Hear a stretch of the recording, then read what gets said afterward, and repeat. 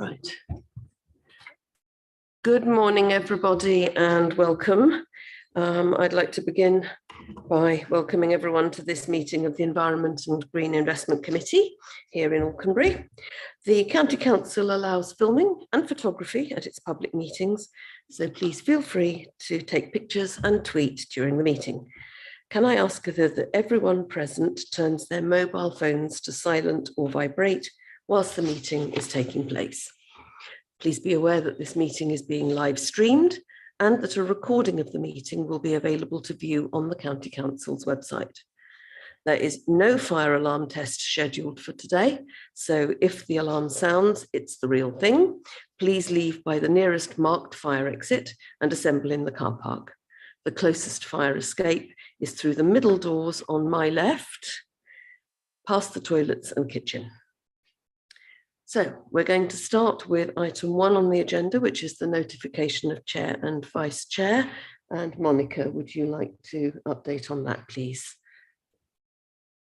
Yes, would the committee please note that the full council meeting on 10th of May 2022, Councillor Dupre was appointed as chair of the Environment and Green Investment Committee and Councillor Gay as vice chair for the 2022-23 municipal year.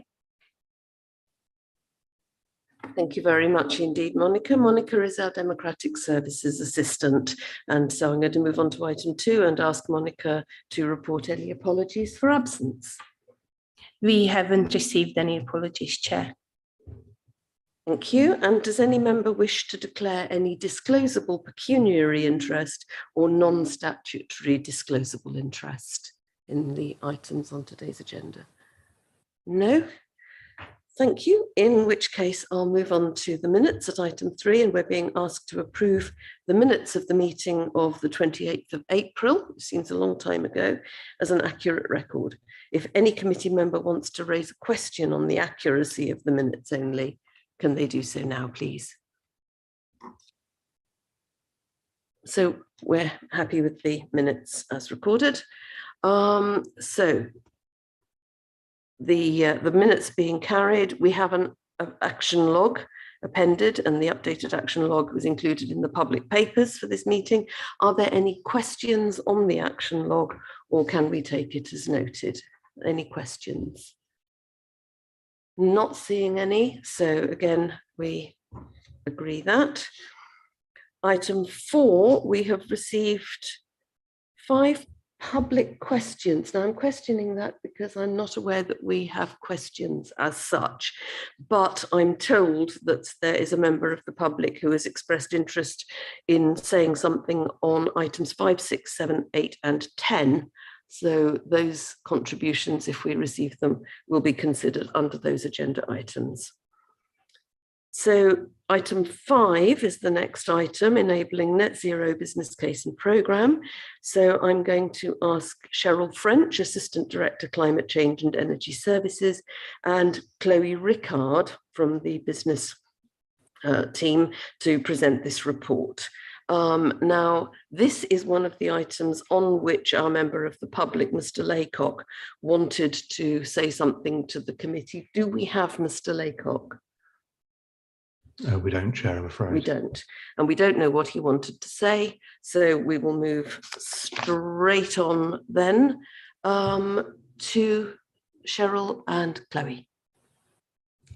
Thank you. Thank you. Can everybody hear me okay?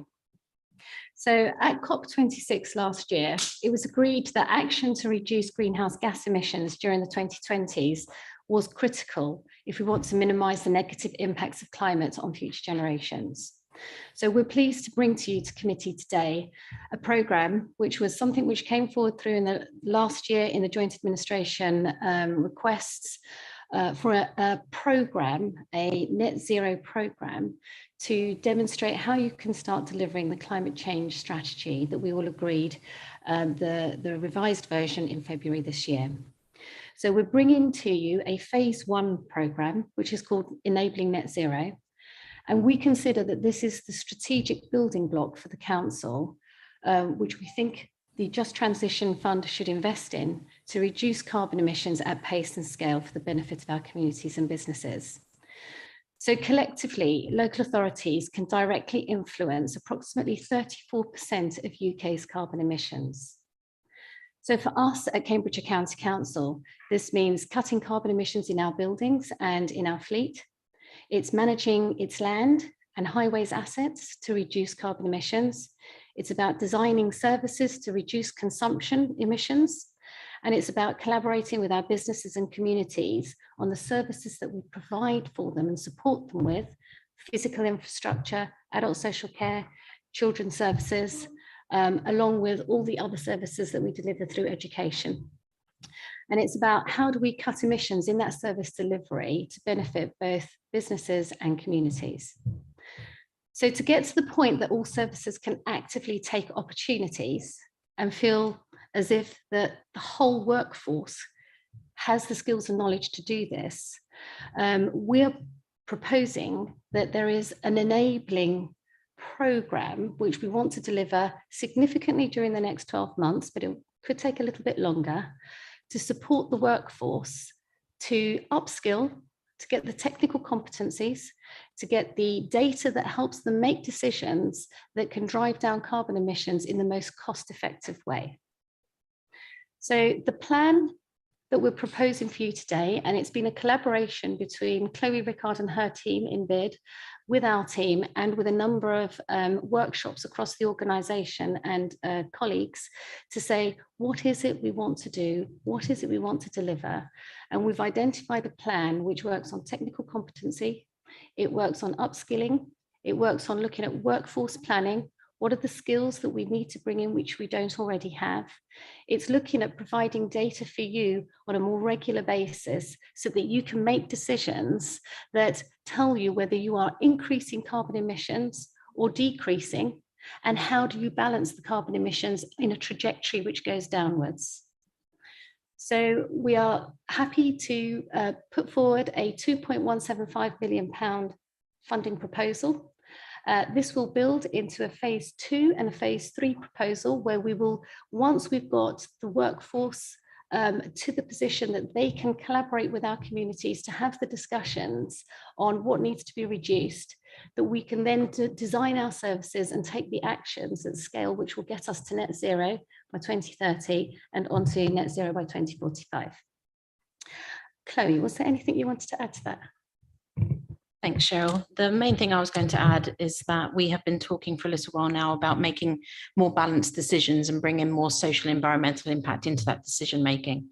Part of the discussions that Cheryl and I have had at length, I think, over the last few months has been how do we bring that in a more cohesive way and a more obvious way, and to do that from a balanced portfolio. So you will start to see there are signs of things called triple bottom line coming into this paper, and certainly I will come and visit members kind of over the next couple of months to think about what does a triple bottom line really mean for us as an organisation. But I see a lot of the legwork being put in as part of this programme will support the environmental element of more balanced decision making. Thank you. And sorry, there was just one thing I forgot to really highlight, which was about adopting the principle of designing to net zero. So if we want to drive consistency across our approach across the organisation, we should be looking to say, let's design to net zero and see what that brings us, and having the skills to do that. And to just give you an example of why it's important is often, for example, if we're bringing forward a construction project, which might be a £2 million project, we don't design to net zero, we design to potentially what the service is going to deliver. And then we say, okay, we've gone over budget, let's cut out the green technologies, let's cut out the energy efficiency. So we need to really turn that thinking into a different place. And if we start designing to net zero, then let's see how that improves the decisions we take to drive down our carbon emissions. And so that's a really important part of the recommendation that we're making today.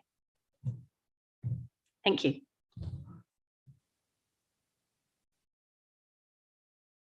Thank you very much indeed, Cheryl and Chloe. Are there any questions initially? Questions from members for Cheryl and or Chloe? Councillor Milnes, Councillor Ray. Thank you, Chair.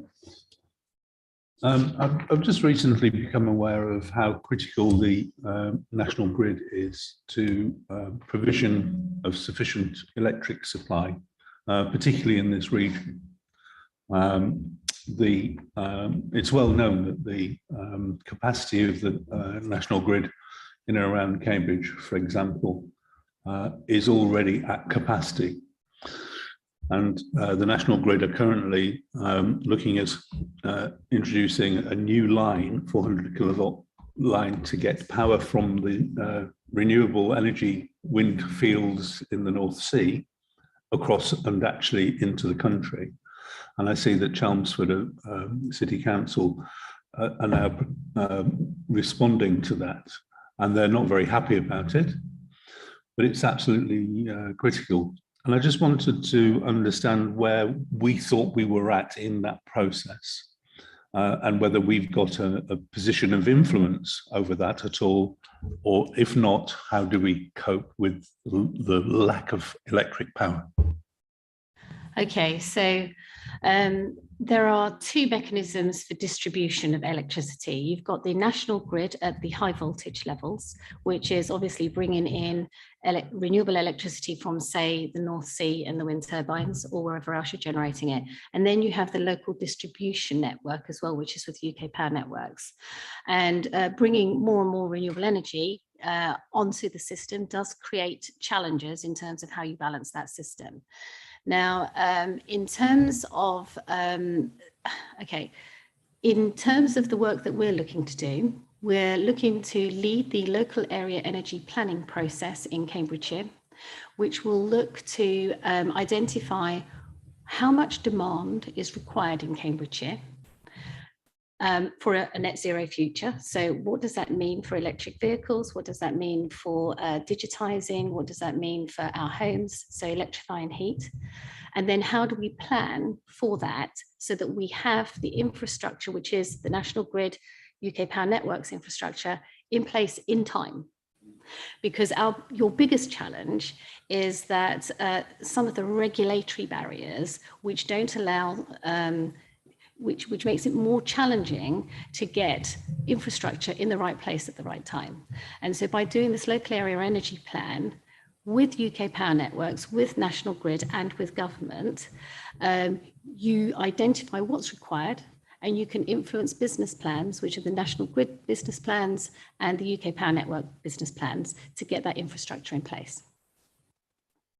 And if I may, just with a follow-on, do we have any plans within the county council for our own microgrid installations that might give us some independence over the local DNO, the UK Power Networks, and create provision ourselves of renewable electric supplies? Okay, so there are huge benefits of having a distribution network. Which is to have continuity of supply for everybody. However, we are looking at some microgrids, which we call behind the meter solutions. So for example, on St Ives Park and Ride, we have a microgrid. We're collaborating on Babraham Park and Ride to put on a microgrid, which means that we can supply electricity to Addenbrooke's should there be a challenge if, let's say, distribution network goes down. You need to also look more strategically at, if you want to have this, let's say, more local energy security, then you might also need to look at more strategic solutions around battery storage. So, and then there's one other area that we've been looking at was how do you put more town-wide scale microgrids in place, which balance supply and demand in local areas better, because that's the most efficient way to do this. Now, that is incredibly complex. And you have to line up generation, battery storage, demand management, a whole bunch of things. So there's a lot of discussion around that. And the local area energy plan, which we're going to bring together, will help facilitate some of that energy security work. And I think the bill was coming through yesterday from government on energy security. So we will be looking to use our process of local area energy planning to provide the resilience in infrastructure in Cambridgeshire. Thank you. Sorry, if I may. Just to give another answer as well. The local area energy planning is part of workstream 5 within this net zero phase 1 enabling workstream. So hopefully then what we'll see as we have reports going for how this programme is delivering, you'll also get an update on how that is going as part of workstream 5. Thank you. Thank you very much, both. Councillor Ray. I'm very supportive of the investment in skills, and my question is really about the balance between in-house appointments and paying for consultancy. I noticed that waste and recycling and rural estates, which are both very important in terms of their carbon footprint, particularly in Cambridge, are taking up 300,000 most of it in consultancy fees. Can you comment on why those particular areas are not, how we embed that knowledge in the county council, in the offices, rather than simply paying out very high fees for consultants? So I think there's two bits in that. Sorry, there's two responses, and then I'm sure Chloe's also got a response here. So the ambition of the programme is to upskill professionals in their professional area. And so that you move reliance on, let's say, just the skills in my team to undertake any of the work. But to get the professionals to be upskilling in their areas, you also have to have their institutions that they tend to be working with, setting the guidelines and specifications of what you're going to deliver to in those areas. Now, it's fair to say probably in rural estates, as an example, it's a very small team with a very large remit. And you will need external support to be able to undertake the decarbonisation planning for that rural estate. But by doing that process, we will hopefully also upskill our staff while we're doing it. And so that's the intention of, if we are using consultancy in specific areas, it's to also gain the knowledge. Chloe, was there anything you wanted to add? No, you've pretty much said it. We're going to have a principle that if at any time we're bringing in consultants, they're working in conjunction with the lead professional in that area, rather than just necessarily working to Cheryl and her team. So for example, for rural estates, we'd expect Tony and John to be really heavily involved. And so that will leave that legacy of skill development, but also give them the resource that they need. Because at the moment, as Cheryl says, things are kind of tight and we want to do this at a relative pace. Okay, thank you. Thank you. Councillor Smith. Thank you. I also agree about consultants. Basically, I think we should be more in-house than going outside to consultants.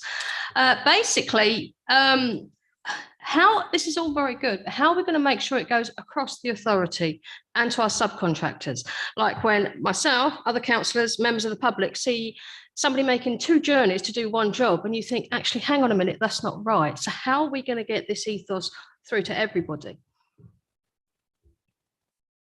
Okay, so one of the mechanisms that we're going to set up is internal governance. So corporate leadership team is going to be so chief exec, Steve and others are going to be the drivers of this programme.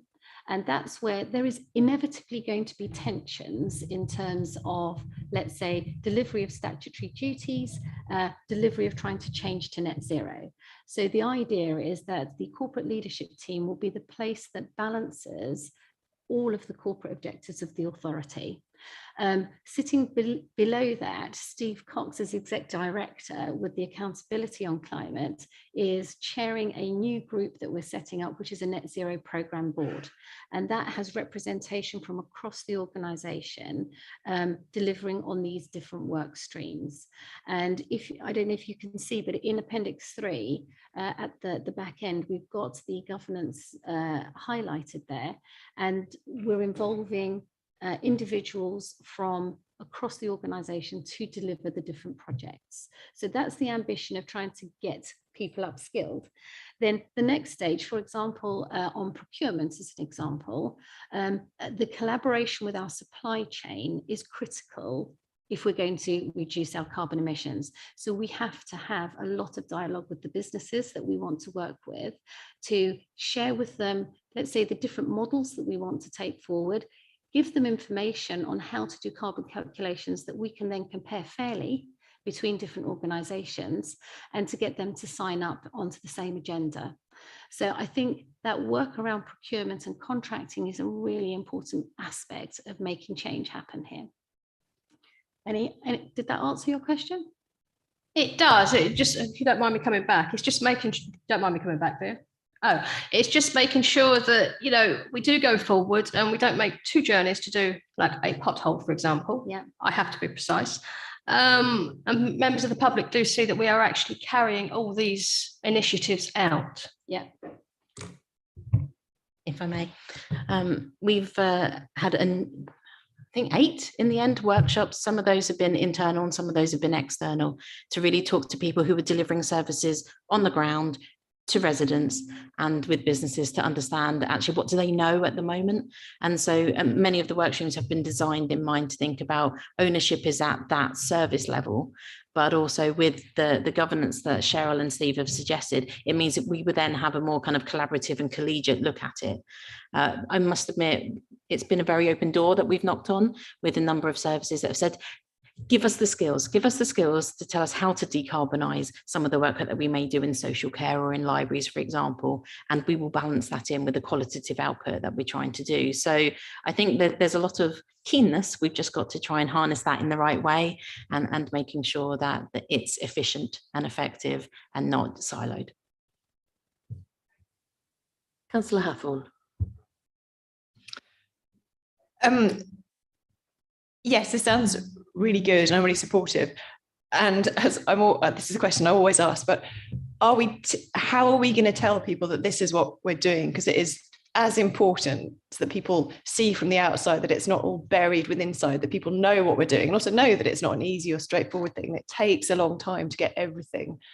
Is there a little bit of this whole sort of thing that's going towards telling people what's going on?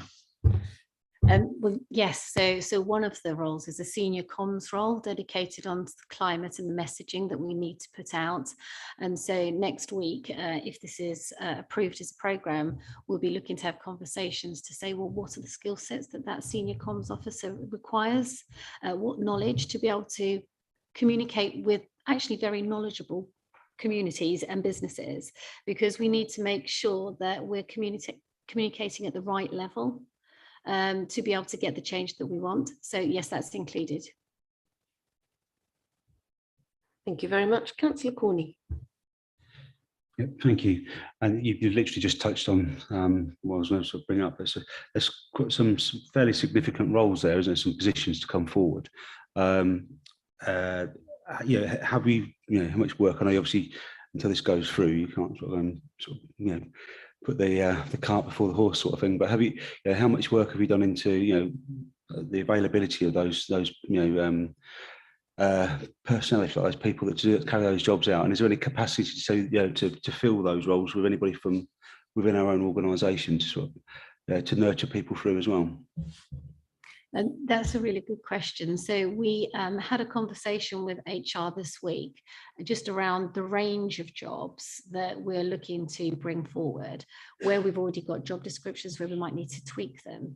And actually the issue is that the job market is quite challenging at the moment. And so we're going to have to really work out how to target a campaign which says, this is Cambridgeshire County Council, is an organisation that takes climate seriously, to attract the skill sets that we need. So that's one thing. The second thing is that jobs are open to internal applications as well. So we would want to encourage that, definitely. And I think the third issue there is we're going to have to, if we don't get, let's say, the people coming forward in the way we need them, we'll then have to think about, well, how do we get the skill set into the organisation in a different way? Anything to add? We've also been quite, I hope, quite clever about how we've approached this by trying to exhaust the capacity that we have already in the skill sets and having joint practice development. So although there might be some significant skills sat in Christine Birchall's team, for example, it's how does she also upskill the rest of the organisation so that they can communicate and engage with their relevant parties that they need to. So we're trying to be kind of have the force multipliers impact here, but there are some things where we do simply have gaps that might just be because of capacity, not necessarily skill, and we just need to bring more in. What we have also been doing, and I'm so sorry to Cheryl because I've been very challenging on this whole thing, has been to say, how long do we need this additional uplifting capacity before we get that spread across the organisation of upskilling? So not all of the roles will be permanent. Certainly, I think there's only 1 or 2 that will survive beyond kind of 3 or 4 years, because this should be a step change in time, and then we'll roll back down. I think you're a bit worried, not only that we're going to exhaust everybody, but they may not even survive. But still, Councillor Governor. Thank you very much, Chair. Can you just explain a little bit more how you're going to develop the supply chain and procurement, how you're going to upskill those people with regard to climate change and what have you, so that they meet the county council's requirements? So we have a whole work stream to do that, but we have actually been doing some work already. So Emily, the climate change officer, has been working with Claire Ellis in procurement, and there are a number of things that have been moving forward. So we've got some carbon tools that we've been developing within the different services and with suppliers to say, do you understand these carbon tools and how to use them? We're looking at, depending on the size of the contracts, you have different expectations, because if you're looking at something over 100,000 or multi-million pounds, you would be expecting significant change in terms of provision over time, compared to, let's say, someone which might be an SME, where they don't have specialist skills to work on carbon. So what we've got to judge is how do we support, let's say, the SMEs that we want to encourage, and what are the services that they might need or support they might need from us and others to be able to organise their service around carbon reductions. What is it we can expect from the big players who are already actually ahead of many of us already in terms of carbon reductions? So I think Claire is already bringing forward a climate change charter. We've got tools to help people, and we're looking at specifications and how you design your specifications, and we're looking at soft market testing. Now, I think there's also an additional bit, which is how do we support new organisations to come forward to deliver some of the new services that we'll be wanting to redesign. And so that is collaborations with partners like the CPCA, Combined Authority, the skills agencies that are investing in low carbon skills, to be able to bring that all together. Is there anything you want to add? The only additional thing that we're looking at potentially is the types of contract we may let, or the length of time. So for example, rather than letting an 8+2 contract, we may do that at a smaller time period to recognise that a number of business sectors need to develop their approach to carbon between now and 2030. And what we don't want to lock into is today's technology and delivery if we're wanting to achieve 2030 targets. So we're going to be a bit smart about it. Thank you, Councillor. Thank you. Just in respect of that conversation, and in terms of procurement, clearly transport costs and the impact of those transport costs on the carbon footprint are really significant. And I know from South Cambs we've had problems in terms of adding transport costs into the equation when we're going through a procurement process, and I just wonder whether you've got any comments about that aspect of our supply chain. So do you mean in terms of whether you're looking at digitizing services, so you're removing the need to travel, or whether it's encouraging to shift from petrol and diesel onto electric vehicles? I think what I'm talking about is if we hire somebody from Cornwall rather than St Ives, then there's a huge differential in terms of the carbon footprint of that procurement exercise. So can we add carbon footprint into the procurement process? Yeah, so I mean, obviously, if we're looking at procurement, so one of the things that we're looking to achieve is the social value, the environmental value, as well as, let's say, the financial impact. So we have the social value tool, which I think you're probably aware of, the portal that we have in place, which then identifies, if you are an organisation coming forward wanting to deliver services, what are the other additional social and environmental benefits that you can provide alongside that contract. So one of the things, as an example, in one of the contracts that we've been working on was, how are they going to cut their car mileage? What are they going to be able to do that? So, for example, would they have an office located in Cambridgeshire so that your distances are smaller? Or would you be looking at investing in electric vehicles? Or would you potentially be saying, well, if you have got some your main organisations in Cornwall, what is the local supply chain that you are using? So those are the mechanisms that we're looking at. Does that answer? It's moving in the right direction. Okay. And actually, that's true. A lot of this is also moving in the right direction. So we're not an expert across everything yet. So it's helpful when we get a nudge that that is the right direction. So. Thank you very much. I'm going to move to the debate now, and the recommendations in front of us are to approve the business case for phase 1 of Enabling Net Zero programme attached in the appendix, to approve the programme set out in Appendix 4, to approve the principle of net zero by design in paragraph 2.4, and to delegate implementation to the Executive Director of Place and Economy and Assistant Director Climate Change and Energy Services in consultation with myself and the Vice Chair of this committee. So I'm going to propose that and ask my Vice Chair to second. Thank you very much.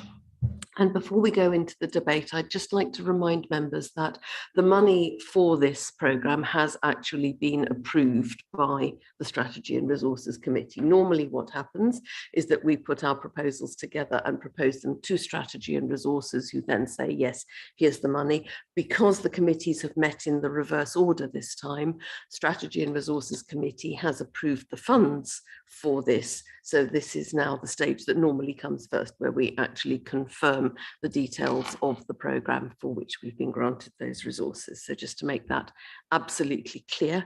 So I will now open this for debate. Is there anybody who needs to say something on this? Councillor Tierney and then Councillor King. Thank you, Chair. So before I begin, I'll preface, as I always do, by saying that what I'm going to say is my own views, does not represent the views of the Conservative group, most of whom I know don't agree with me. In fact, I think nobody in this room agrees with me. But nonetheless, I've always felt that it's valuable to have other perspectives and other views in a committee, so that even if all you do is laugh and ignore me, somebody has said it, and people who are watching who have similar views to me can see that to some extent they are represented, their views are represented. So first of all, let's talk about what I agree with. I support anything that makes our environment cleaner and greener, but for me, it must be cost effective. For me, the number one principle is to deliver cost effective solutions that will help our taxpayers. And I'm very concerned, as I've mentioned in the past on this committee, about what is coming down the line in regards to the cost of living, in regards to inflation, in regards to food costs and fuel costs. I'm very frightened of how the most vulnerable and poorest are going to be affected when they can't afford to pay their heating bill, they can't put fuel in their car, they lose the freedom that gives them, they can't buy food for their table. And that is much more of a concern to me than anything about the climate will ever be. I'm much more concerned about individuals. So I do not support net zero as a principle. I will never support it. I'm campaigning to scrap it forever. I know that my fellow Conservatives don't agree with me, but I think it's a completely wrong-headed approach, and I don't think we should be doing it. So I won't be supporting these proposals today. But there are lots of individual things that you'll do that I will support, things that you're going to do as a rollout from this that will be great ideas. It's not that I'm opposed to every attempt to make the world cleaner and greener. I support that. My approach is cost effectiveness and not a climate emergency, which I don't think there is. Thank you. Right, Councillor King. Thank you, Chair. So I just wanted to say that I think this is a really good paper. I support it, and I'm particularly interested in the by design aspect. I think that's a really crucial thing to go with. Just obviously, we need to be mindful that that's not going to, contractors and people building projects for us aren't going to slap on extra costs because we're making them design it that way in the beginning. But I think it's a very, very good place to start and a very good, very sensible thing to do. So yeah, I'm fully supportive of this. So thank you. Thank you very much, Councillor Hathorn.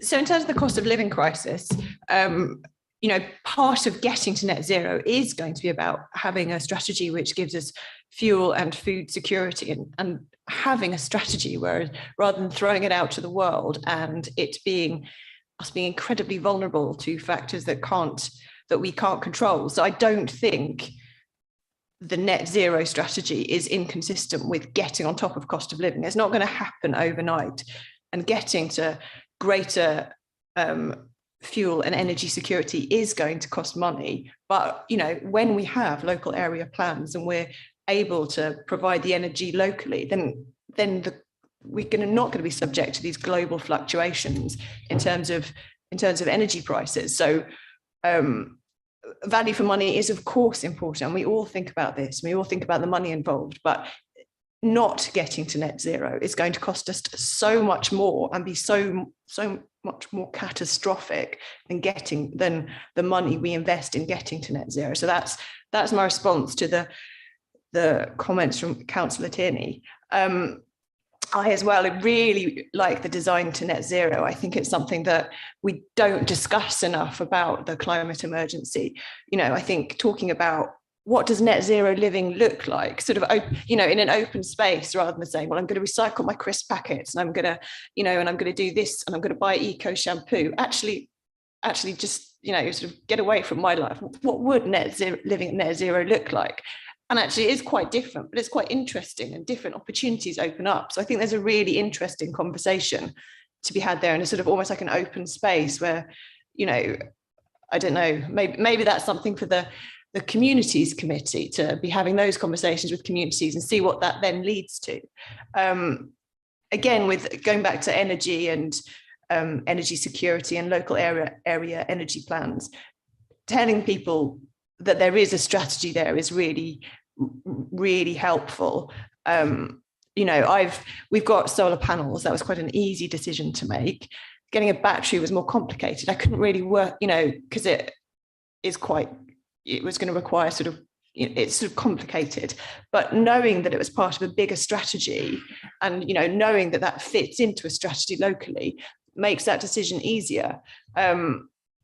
And looking at the comms role, I just hope that before this committee loses a senior comms officer, that something comes back to the committee so we can work out whether communications here does need a dedicated role, because I think that the communications requirements in this committee are different from those in any other committee, because it is about, something new and unexplored, whereas lots of committees aren't really talking about that in the same way. Thank you very much indeed, Councillor Hathorn. Before we go to the vote on this, I'm going to ask the Executive Director, Steve Cox, to say a few words. Thank you, Chair. I think Cheryl and Chloe have covered a lot of what's in the paper. It's great to see the questions that have come as well. As the chair of the programme board, it's a real responsibility to deliver this.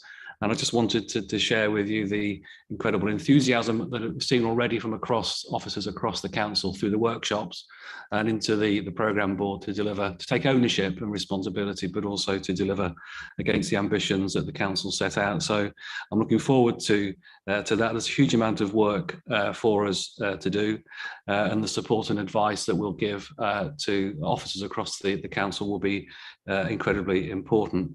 It's just a question really. I'd like to report back into this committee if the committee would like to receive updates on the progress of the programme.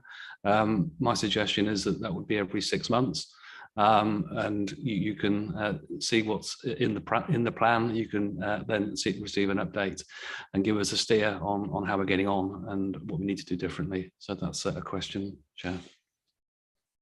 Thank you very much, Steve. That sounds an excellent idea to me, and I'm seeing nods around the table. So a 6-monthly update on the work programme of this committee would be excellent. So I'm really pleased indeed to see this report on the agenda today and to see the resource that we've already been assured and promised is behind this. This is a really significant commitment for this joint administration. It's one of our top priorities.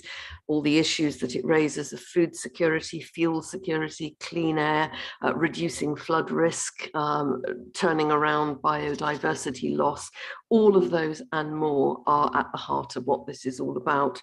And this is a really important first step, this work across the council to join every part of this authority into that endeavour, make sure that everybody understands what it's about, what it's for, what their part is in this, and what they can do to help us collectively achieve these very ambitious goals. So I'm really pleased indeed to see that investment coming forward. It's something I've been wanting to see for a long time and had conversations with Cheryl about for quite some time, about making sure that everybody in the organisation understands and knows that they have a part to play in this important issue. So with that, I'm going to put this to the vote, and I'd like to see all those in favour, please. Those against, Councillor Tierney, thank you. And any abstentions? No, so that is overwhelmingly carried. Thank you very much indeed, members. Thank you, officers, for your contributions to that useful discussion. So I'm going to propose now, members, that we slightly reorder the agenda and that we take item 8 next, as it naturally flows from the report that we have just considered. That is the item on the Cambridgeshire and Peterborough Combined Authority Climate Action Plan. Are members happy for us to reorganise the agenda in that way? Agreed. Yeah, thank you very much indeed. And therefore, I'm going to start by asking Cheryl French once again to present this report also. Thank you, Cheryl. So thank you. So the Cambridgeshire and Peterborough Independent Commission for Climate Change was set up during the 2020s. It has 12 commissioners on it, including Baroness Brown of Cambridge. And the 12 commissioners led a process across Cambridgeshire to identify all those areas, all the sectors that are contributing to the climate change challenges that we have. And as a result, they came up with a final report last October, which has around 58 recommendations for Cambridgeshire and Peterborough to consider how and what to do to make a difference and to manage those recommendations and bring carbon emission reductions.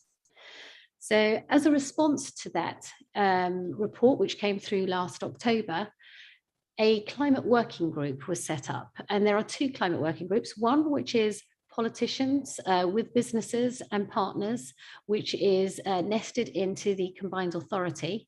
And there is a climate working group, which is chaired by Steve Cox and closely collaborating with our district council partners and the CPCA, which is a group of officers with businesses and partners that has come together, looked at those recommendations and come up with an action plan. Now that action plan, because we could have a lot of action plans happening in Cambridgeshire, was we tried to look at that action plan to say, what does this need to do which adds value? What can it do that adds value to the area? And what we identified is there are a range of actions which are bigger than any one organisation to deliver. And how do we all align and work together on those bigger actions to be able to take forward some of those recommendations from the independent commission? So what we've got in front of you today is a plan that went to the combined authority in March, which was approved. It's got a range of actions across all of the sectors that are relevant for tackling climate change. And we have a plan which tackles the strategic problems. And we have across our different local authorities who all have climate action plans, most, should I say, have climate action plans, who are also looking to deliver against the independent commission's recommendations. So for example, Cambridgeshire County Council, in our climate change strategy, we're looking to address our scope 1 and scope 2 emissions and our scope 3 emissions. So that type of action is not included in the CPCA's climate action plan. The type of action that's included in the CPA's plan is around the, let's say, the local transport plan and delivery and how you're going to tackle climate change. It's about the local area energy planning that covers the whole of the area. It's how do we tackle the flood risk and water management challenges across the area, where you're looking at catchment plans, and it's looking at how do you manage the landscape scale nature improvements that we need to do. And so by collaborating on those bigger elements together, we will hopefully get better value, more cost effectiveness, and deliver on the strategic building blocks to get us to net zero. So what we're keen to do today is to share with you what that plan is, what the outcomes of that plan are, and how we at Cambridgeshire County Council are looking to support the delivery of that plan by taking leadership in a number of different areas. So for example, we are keen to lead the local nature recovery plan for Cambridgeshire. We're keen to lead the decarbonisation fund. We're also looking at building on the work on the future Fens Parks accelerators. And we're also looking at, there was one other thing which I might have forgotten. I need to just quickly look at the, the bit on the report. Excuse me while I just get to it, because I've got a few reports that I'm just doing this morning. So, yeah, so we've got local area energy plan, decarbonisation. The other area that we've got is the biodiversity net gain framework that we're keen to collaborate across Cambridgeshire. And there is also work trying to support the international conversations that are going to be happening in November at COP27. With the UK still holding the presidency of the COP process, there is a lot of work looking at how do we influence some of the negotiations and discussions that are going to be had at the November conference in Egypt. So there is work looking at locally determined contributions and how do we continue some of the engagement that's required with our communities. So those are some of the key areas that we're looking to lead as part of this plan. There are other areas where our colleagues like district partners are better to lead. And there are other areas where, for example, Water Resources East would be better to lead, or we're looking at the Environment Agency or Anglia Water or UK Power Networks. So it's very much trying to identify a collective sense of delivery. I think that's it for the moment. Any questions? Oh, hands going up everywhere. Councillor Bradnam I saw first, and then Councillor Gardner. Thank you, Chair. Sorry, I'm going to look this way rather than at you, if that's okay. I wanted to ask, this all sounds a very good idea and important that we coordinate the work in this way. But I just wanted to ask, what work have we done to actually benchmark or audit what we have now so that we can have a measure against which we can compare how we've improved? And whether we've delivered some of these things after a period of time. So you're talking about the success factors, yeah. Key performance indicators. Yeah.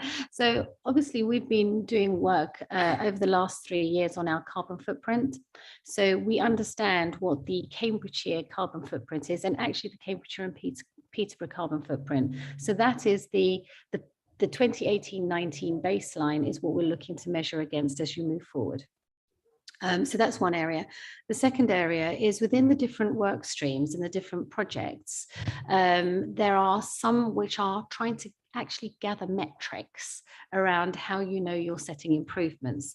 So for example, there is a project coming forward from the Combined Authority to look at the nature conservation metrics that we need to measure ourselves against as we move forward to 2030 to demonstrate that we're actually trying to support a nature recovery. There are projects, for example, like Solar Together, when we look at our more community-based projects, where you can have hard facts around how many installs you've done, how many batteries you've done, and what that means in terms of installed capacity. So we're just now currently, across all of those projects, getting the milestones and the deliverables identified. And where there are a few resource gaps, we're trying to say, well, where are those resource gaps and how do we get those filled? Where is their government funding? Where is their local funding? Where is their business funding to support them? When we get that program together, it will be clear around how we're going to evaluate and monitor the plan. And the commission, so the Cambridgeshire and Peterborough Independent Commission, will also be playing a role evaluating and monitoring the success of our collective work against their recommendations. So I think, Steve, you're already reporting into the commission, is it October this year? Yeah, that's the intention, is to report to the Climate Working Group, which is the group of local authorities, businesses, academic institutions and others in September, and then to provide a report to the Commission in October.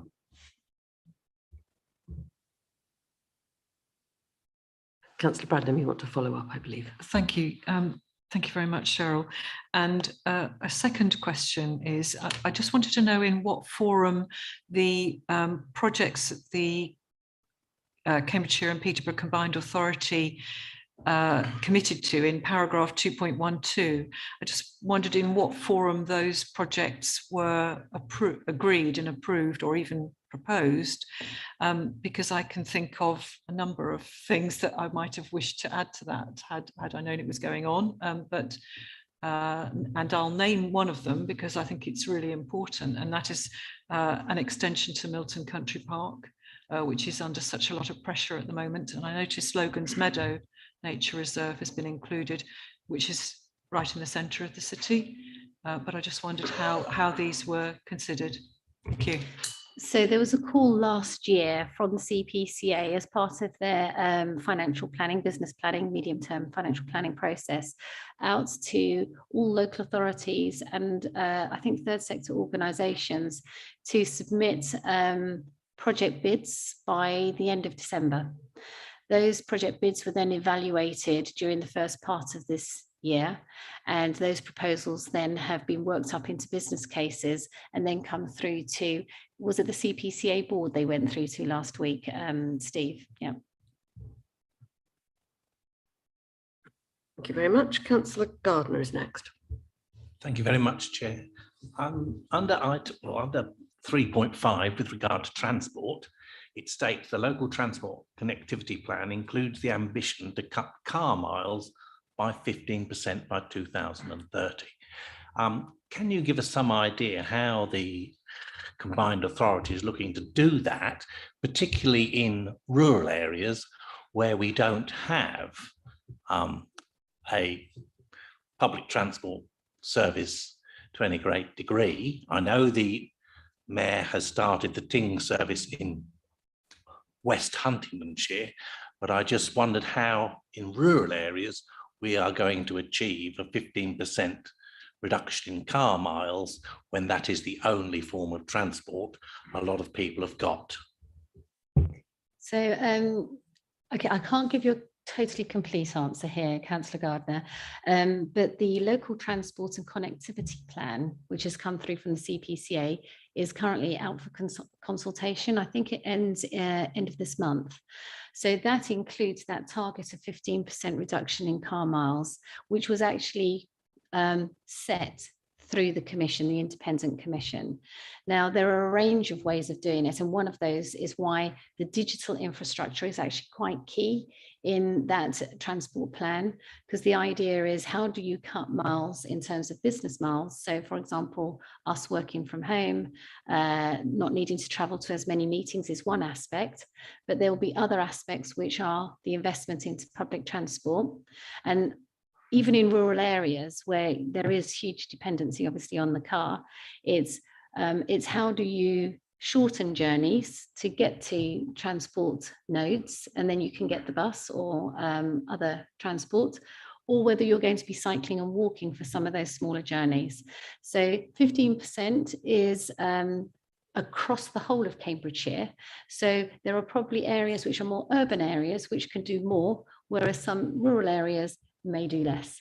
But the whole detail of the plan, we will have to come back to you, because that's a whole sector of people, both in the CPCA and in our transport strategy team, that could probably give you a better answer than I've just given you. Thank you very much. Councillor Tierney is next. Thank you, Chair. In the initial presentation, I think people will be forgiven for thinking that you were saying the independent commission had come up with a plan which all the district councils have bought into, and now we were all merrily rolling forward with that plan as stated. But that is simply not the case. That's not true. So, and I know because I sat in the meetings, all the district councils did not agree to the plan and proposed a number of changes that could have made a plan that everybody agreed to.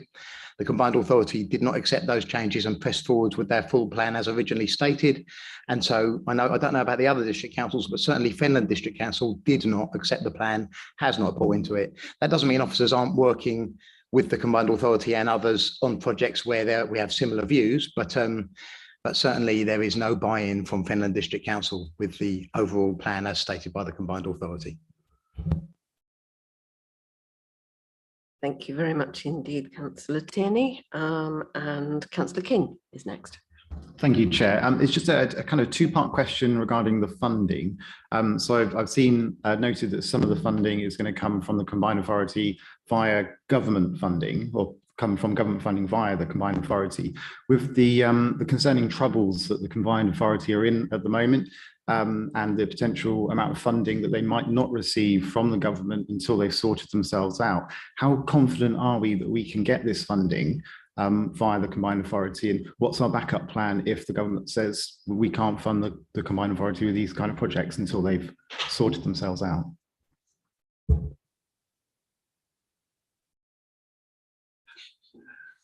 Yeah, thank you for the question. The recent correspondence related to funding streams that are not the funding streams needed for the delivery of this programme.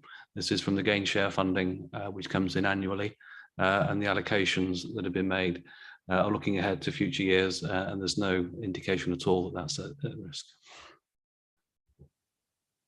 Add to that though, because there are also a lot of funding streams which are promoted by government. So for example, heat pump ready schemes which are coming through that we can collectively access and apply for across Cambridgeshire. So we've just applied for some funding and received some feasibility funding for Fenland to do heat pump ready schemes. So there are other opportunities as well that we need to collectively explore to get that money in. Indeed, thank you. Not seeing any other questions, so I'll move into the debate then. Oh, we've still not got the member of the public, have we? No, okay, thank you. So moving to the debate, the recommendations for this item are to endorse the action plan and to endorse this council's contributions to support the delivery of the action plan. I'll propose those and ask my Vice Chair to second. Thank you very much. So we will now move to the debate. Can I see those who feel a need to speak on this item? And I'm not seeing anybody. So thank you very much indeed, members. I will hope that that means that we can take this as unanimously supported or almost. Can I see those in favour, please? Thank you. And Councillor Tierney against, I assume? Abstaining, right, okay. Edging slowly along the... Okay. Thank you very much indeed. That's overwhelmingly supported. Thank you very much indeed, Cheryl, for that. Time now is 11, so we're halfway through before we reach our break. So the next item then, we're going back on the agenda to item 6, and it is Cheryl again, and it's the Nature and Climate Declaration and the Climate and Ecology Bill, which was an item which I asked to be added onto this agenda, and Cheryl French is going to present this to us. There are two things here. There's one which is the Nature and Climate Declaration, and then separate to that, there is a Climate and Ecology Bill, which is about bringing in law to take forward a more ambitious approach to the climate and nature crisis. So taking the first one, the Nature and Climate Declaration. So this is a cross-party declaration, which is supported already by significant numbers of MPs and organisations. It was launched on the 10th of May in Parliament, and it was recognising that it's been 3 years since the government has declared its climate emergency. And a lot has happened during that time for all of us. There's been a lot of local authorities have declared climate emergencies, and there has been a lot of strategy and plan making that has gone through government and through local authorities. But what this declaration is really highlighting is that there are climate risks, and if we don't manage those climate risks and put our plan making against those climate risks, then we will still have significant levels of problem and cost in the future.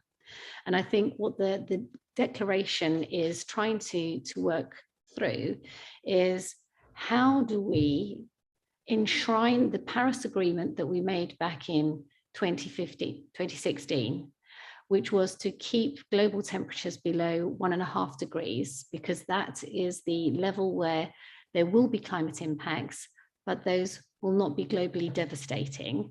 And how do we in the UK manage our share of emissions reductions to ensure that we fit with that Paris Agreement? So that was the first part of that declaration. So it's our fair share of emissions reductions, and that we deliver those.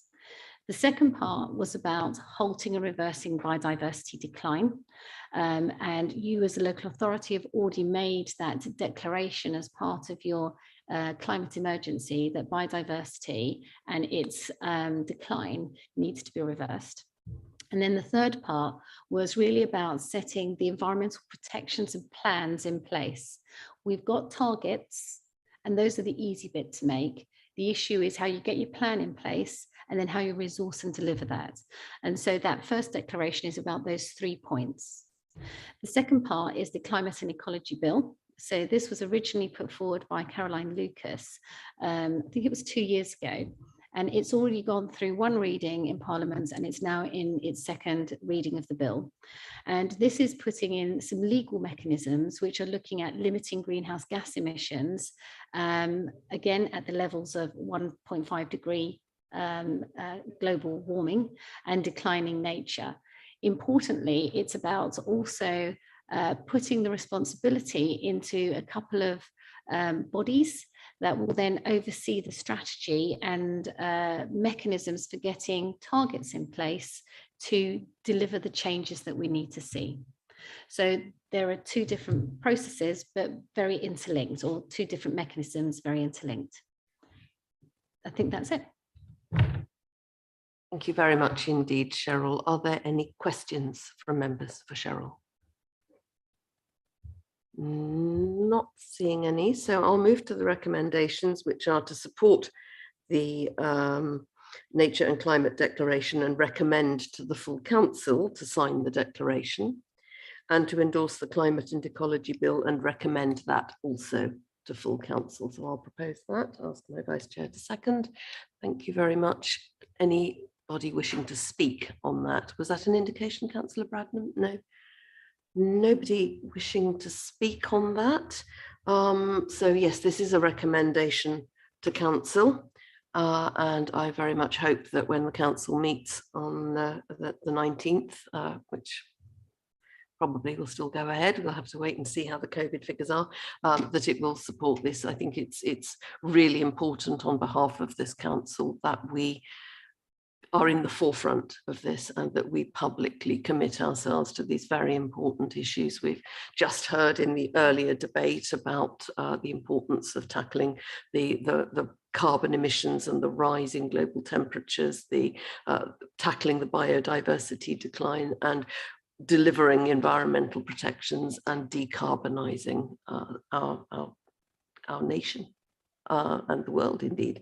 And the bill is really central to that as well, in laying specific obligations on government to make sure that those actions that are necessary to achieve those things are put in place. I know they've got other things on their mind at the moment, but I hope that one day they'll be in a position to turn their minds once again to the environment and the other pressing issues facing the country. So no debate, I think, as well as no questions. So can I see those in favour of the recommendations, please? Thank you. And those against, Councillor Tierney, and I think there's no abstention. So again, that's overwhelmingly carried. Thank you very much indeed. So the next item is item 7, which is carbon valuation. And we have with us Sarah Wilkinson, who is our energy manager. And I'll give Sarah a moment to get settled, and then I will ask her to present her report to us.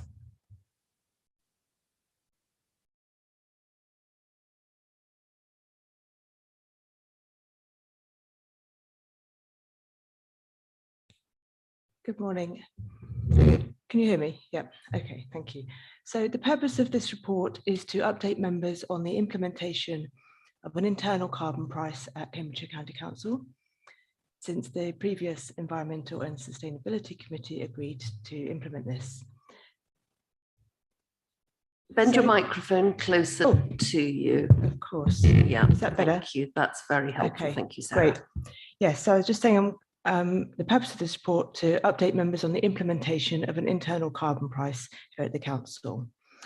Since the original decision to implement this, in September 2021, BEIS have updated their carbon values that are used for policy appraisal. These new values no longer distinguish between traded and non-traded carbon. We therefore need to update our own methodology accordingly. The revised values are also significantly higher than the previous values were. For example, the central estimate for 2022 is now £248 per tonne. A new version of the template for Capital Programme Board has now been launched, which applies these updated carbon values to carbon either emissions or carbon savings resulting from capital projects, so that we're better able to understand the financial value of the emissions or savings being made. The main difficulty at the moment is that project managers don't always know how much carbon their project will emit, especially at the early stages before detailed designs are available. But templates and guidance will help with this. But we will still need the right information to be provided from our contractors, of course. However, this template is an important step forward in enabling the value of carbon to be considered in decision making. I'm therefore recommending to the committee to accept the updated methodology so that we can continue with this work. Thank you. Thank you very much indeed, Sarah. Are there any questions for Sarah on this report? Councillor Ferguson. Thank you. I spent altogether too much time last night trying to get my head around this and the difference between cap and trade and marginal abatement costs and traded and non-traded carbon prices. The one thing that I can't quite understand, it says in the paper that the price of carbon on the traded markets used to be £70, but the current value is £248. And when we say used to be, if you look on the European traded markets, it's about €80, which is about £70. What is that difference reflecting? Yeah, so it's the £70 was the non-traded value before they updated the values in 2021. So that in 2021 they updated these values and they've now put the figure at £248. So prior to that, it used to be around £70 for non-traded, which is the department's forecast of the marginal abatement cost of reducing emissions in the non-traded sectors. Does that make sense? Kind of. Can I have a follow-up question? In simpler terms, do you think it's a reflection that the cost that society is coming to a realization the cost of abating carbon is increasing? So if it used to be £70, now it's £248. In 2050, it's going to be £378. And I guess that's because we're dealing with the low-hanging fruit, and every ton of carbon, towards 2050 is going to be much harder to remove. Is that a fair assessment of what's happening, or is it just me making it up? No, pretty much, yes. So even in the old, before they updated it, the forecast did show an increase over time. So reflecting the fact that the bits that are easier to decarbonise, people will do first. So it does get more difficult and therefore more expensive over time. But the updated values are from a reassessment of the actual costs being more than originally thought. Thank you. Councillor Hathorn, Councillor Braddon. I want to mention a practical issue that I've already encountered as a councillor. I want to make sure that this is sort of part of this whole what's going to happen. So I was told that there was no way we could have solar studs because of the carbon price. And as it happened, I was able to take this up with an officer the next day who said, no, it's been calculated wrong.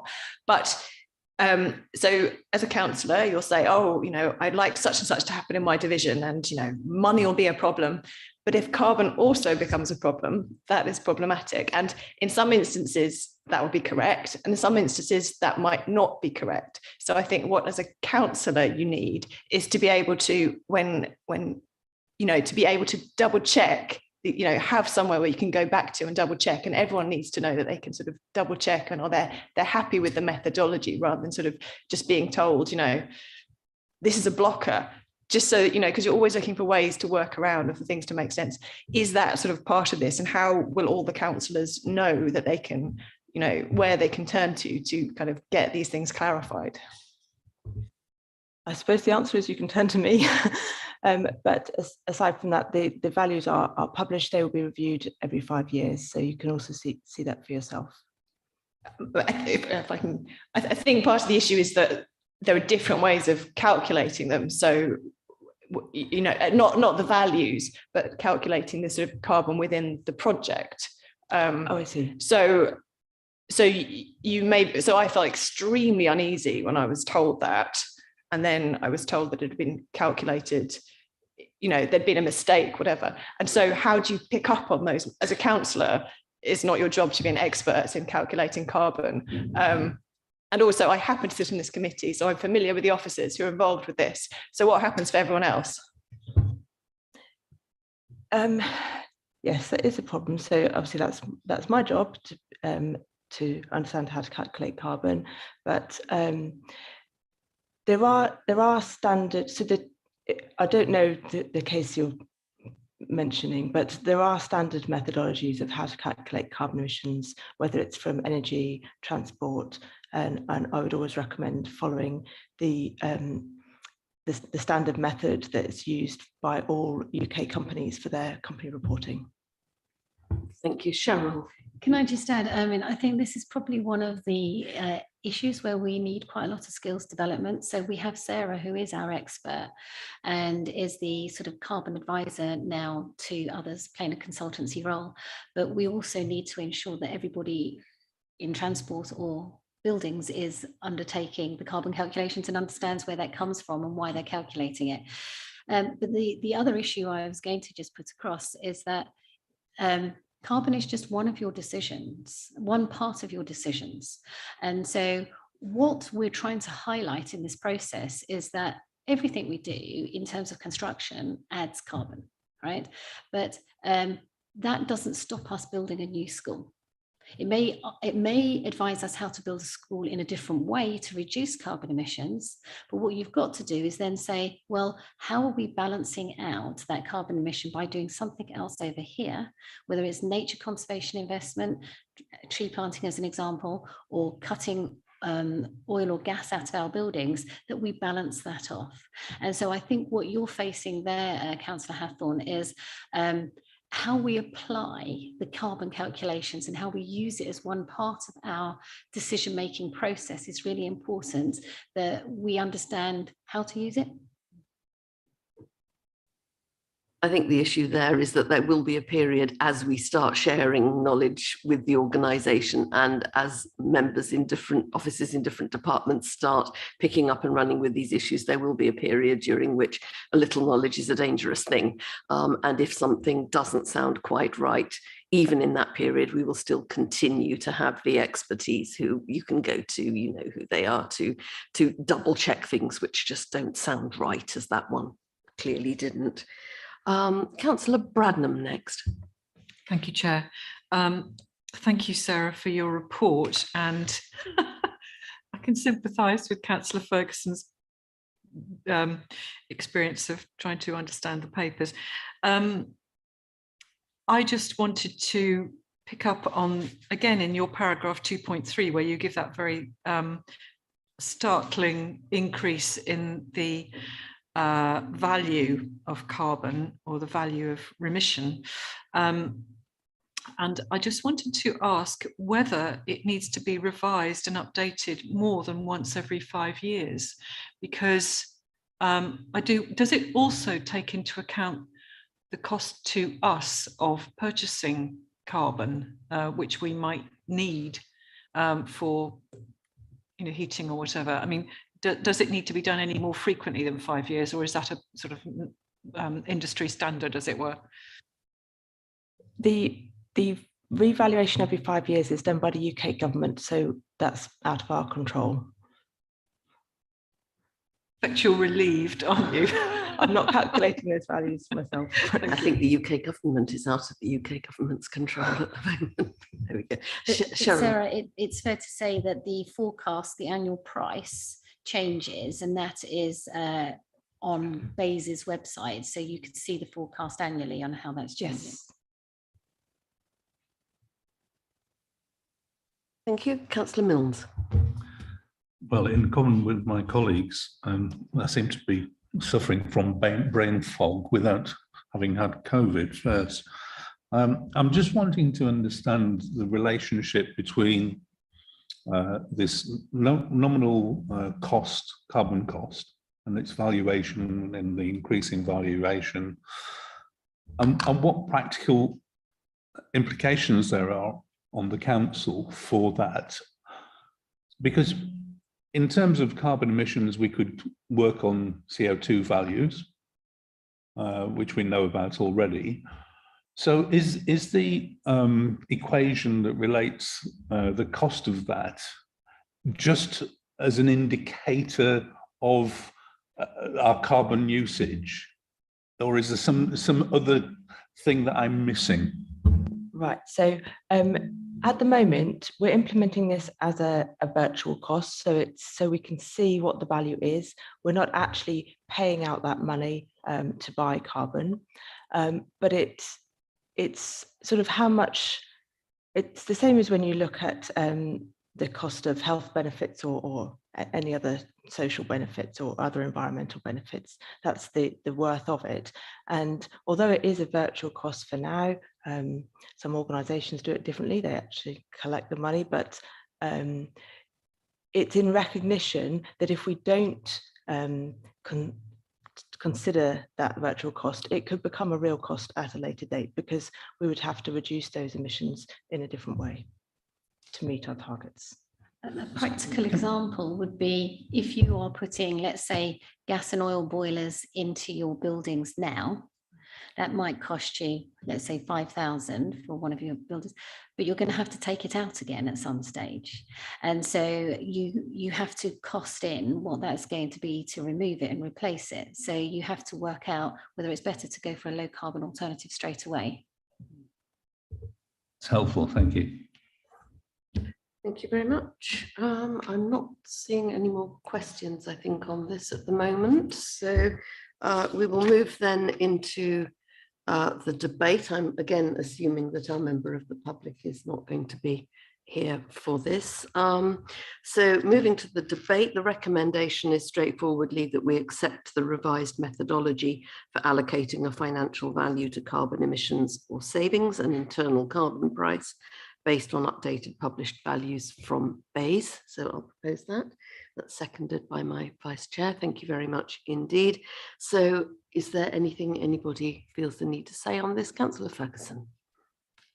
Thank you, Chair. I did a lot of reading last night, and one of the, so even though there's this dramatic increase in our valuation of carbon, I think that's critical in working out both the benefit of our project. So if we've got a park and ride scheme where we put solar panels on, how much money is it going to cost us to save a ton of carbon?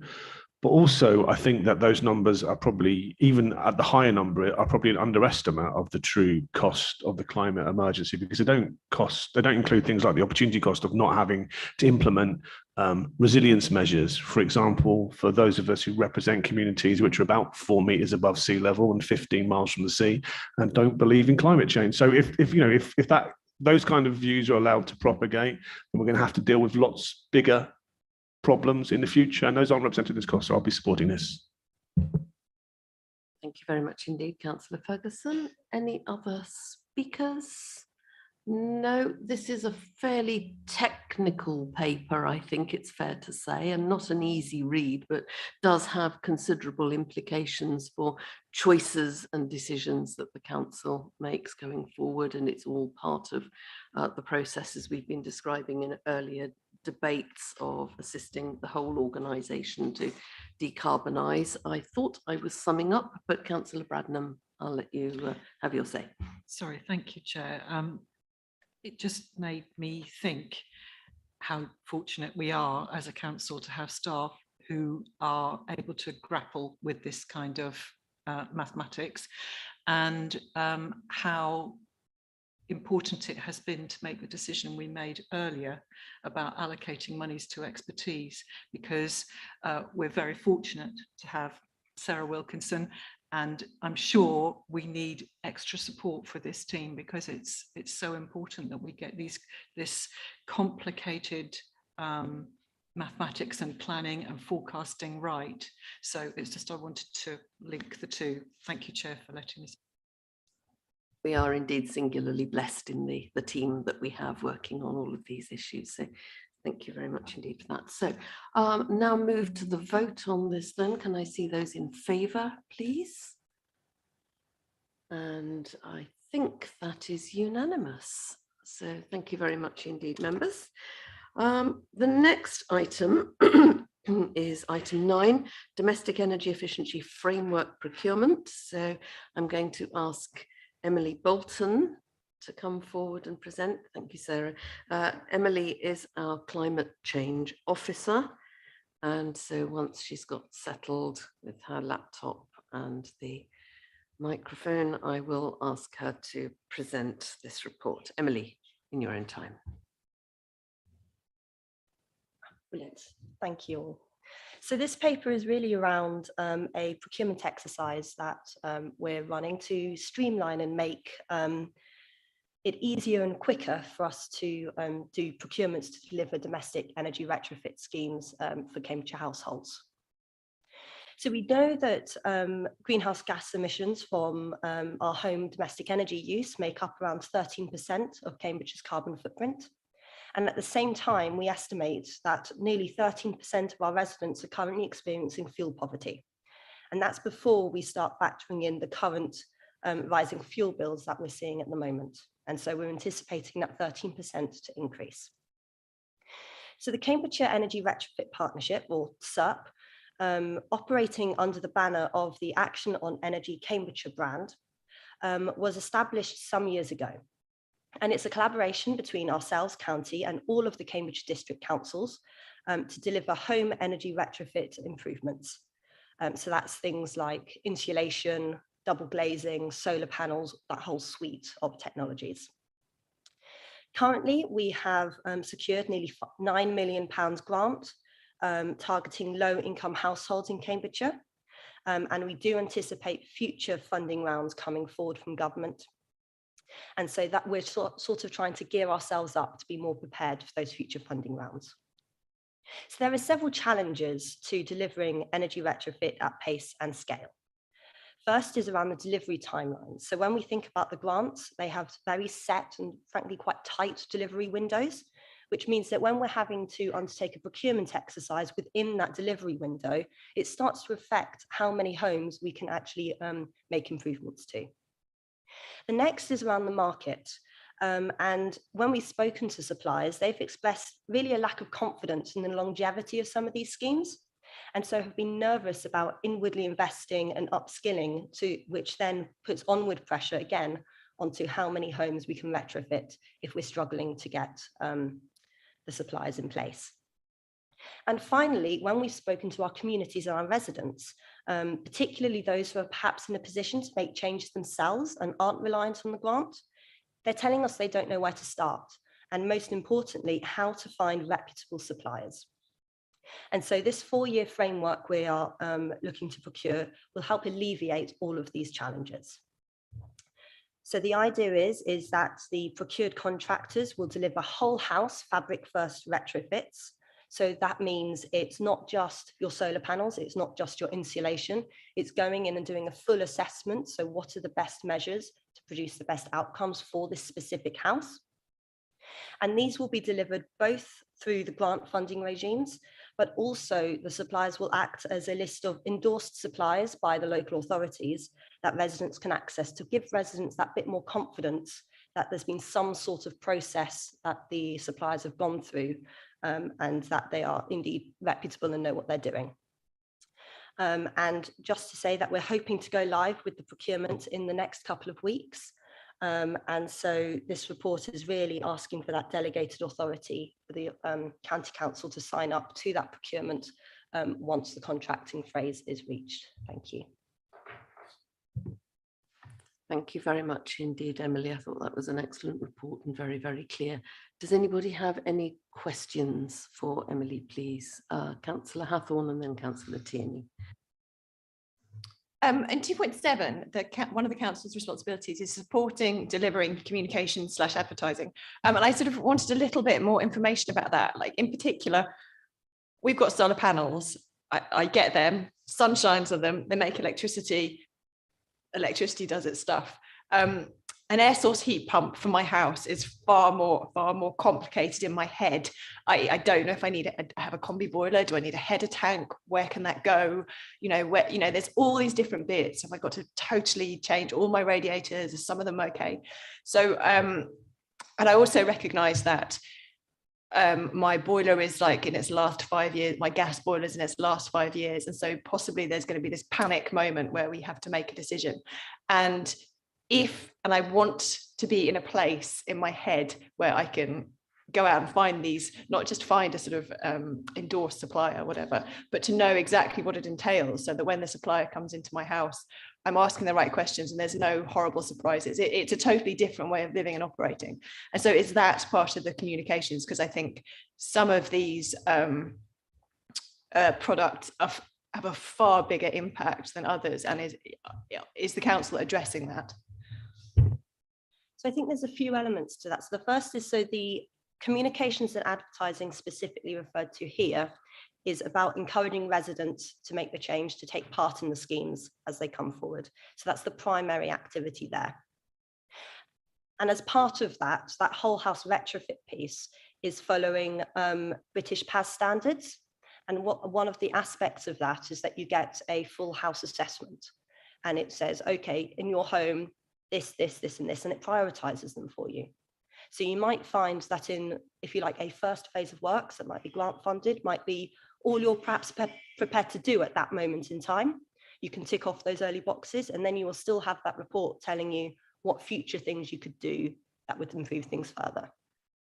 When we're talking about the specifics, that the ins and outs of what the different technologies are and how they work, I think that's something that we are looking at, but as almost a slightly separate exercise, because that's really around that, also the raising awareness of the art of the possible, and then going further into that detail about what that actually means for you as an individual. We've already spoken about some of the internal work that the authority is doing with the communications aspect there, and also with the Combined Authorities Action Plan. They've got a whole action and work stream on communities and engagement. And so those facets will be picked up in amongst those actions as well. Thank you very much. Councillor Tierney is next. Thank you, Chair. It's nice to have an issue on the agenda I can wholeheartedly support. And the reason I support it so wholeheartedly is because I am, as I said earlier, very concerned about dark times coming and people having a very difficult time managing their bills. And I think it makes absolute common sense to help people with things like insulation, and if they've got an old clunky boiler, helping replace it with a cost-effective new type, and doing things that help people to live within their means. So I think that's great. I think it's particularly great because I think things are going to get very difficult, and anything we can do to stop somebody slipping over the line into not being able to manage at this stage will help everybody down the line. So I am supportive of this. I do have a question I will get to one, I promise. So my question is, I have some constituents who've made applications for this and have found it difficult to get approved for various reasons. And I think all I would say to you is, when talking to our partners in the district councils, could we encourage flexibility? Because I do think that this is something we can benefit people right now with. And I think if it becomes overly bureaucratic or difficult to buy into, then we'll lose an opportunity here. Thank you. Yes, I think with that, certainly when we've talked about the grant funded regimes, our challenge is that all of the eligibility criteria is set by government, and they're quite strict about ensuring that when we're spending the money on people's homes, it goes to those eligible households. And so that's part of the reason why there is, frankly, a fair bit of paperwork involved in these schemes. Currently, we're delivering a phase 1 scheme with the first tranche of funding we've received. And we've got a lot of lessons learned about this specific area of the process. And as we move into the next round, we've been having discussions about if and how we can streamline processes, ask for the right information, perhaps in a more accessible way. So it is an ongoing piece of work that we're looking at. Thank you, Councillor Bradman. Thank you, Chair. And I absolutely understand the need, because it's government funding, that currently, as you say in your paragraph 1.4, these schemes are currently in delivery, targeting over 500 households with the poorest energy efficiency and lowest incomes. And I'm very glad that that priority is being given. But given that there are households who might not be in fuel poverty, but who want to take a step to reduce their carbon footprint, as indeed Councillor Hathorn described, and indeed I have done in the past by putting solar panels on the roof of my house. I'd also like to look at, for example, battery storage. But so in principle, this is really useful, because it would give us the source of information, as Councillor Hathorn mentioned, about the kind of questions you need to ask, or working with a trusted provider. But I just wondered, in future, how will that balance go between making it available to people who are at risk of fuel poverty, but also making it available to residents who might not be at risk of fuel poverty, but who want to make a step towards reducing their carbon footprint? So I think that's where the two slightly separate elements of this procurement come in, and the two different uses of it. So we've got the grant funded piece, which, as I say, is governed by government at the moment. They are heavily in focusing on delivering to those low income households and the most fuel energy inefficient households. And they've not indicated that's going to change in the near future. There are other funding regimes that are available that householders or energy suppliers can go to directly, such as the EcoFlex 4, which is coming forward. There will be funding for boiler upgrades coming forward as well. All of these, the householders can get their hands on directly without needing to go through the local authority. However, what our procurement does do is those householders can then take that funding and spend it, if you like, on work delivered by contractors on our framework. And the idea is that through that currently a 4-year period, because that's the maximum length of time we're allowed to procure a framework for, both of those activities will be running concurrently.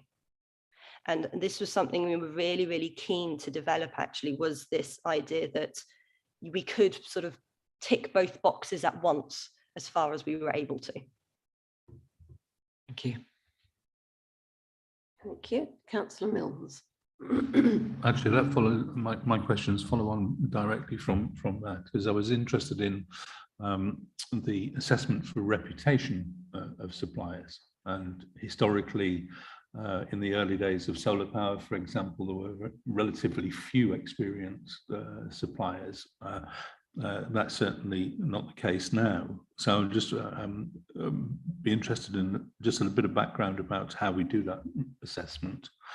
And then in terms of the money available, I'm very conscious that the Green Homes Grant was originally universal and has now been effectively withdrawn for personal households and is coming through organisations like our own.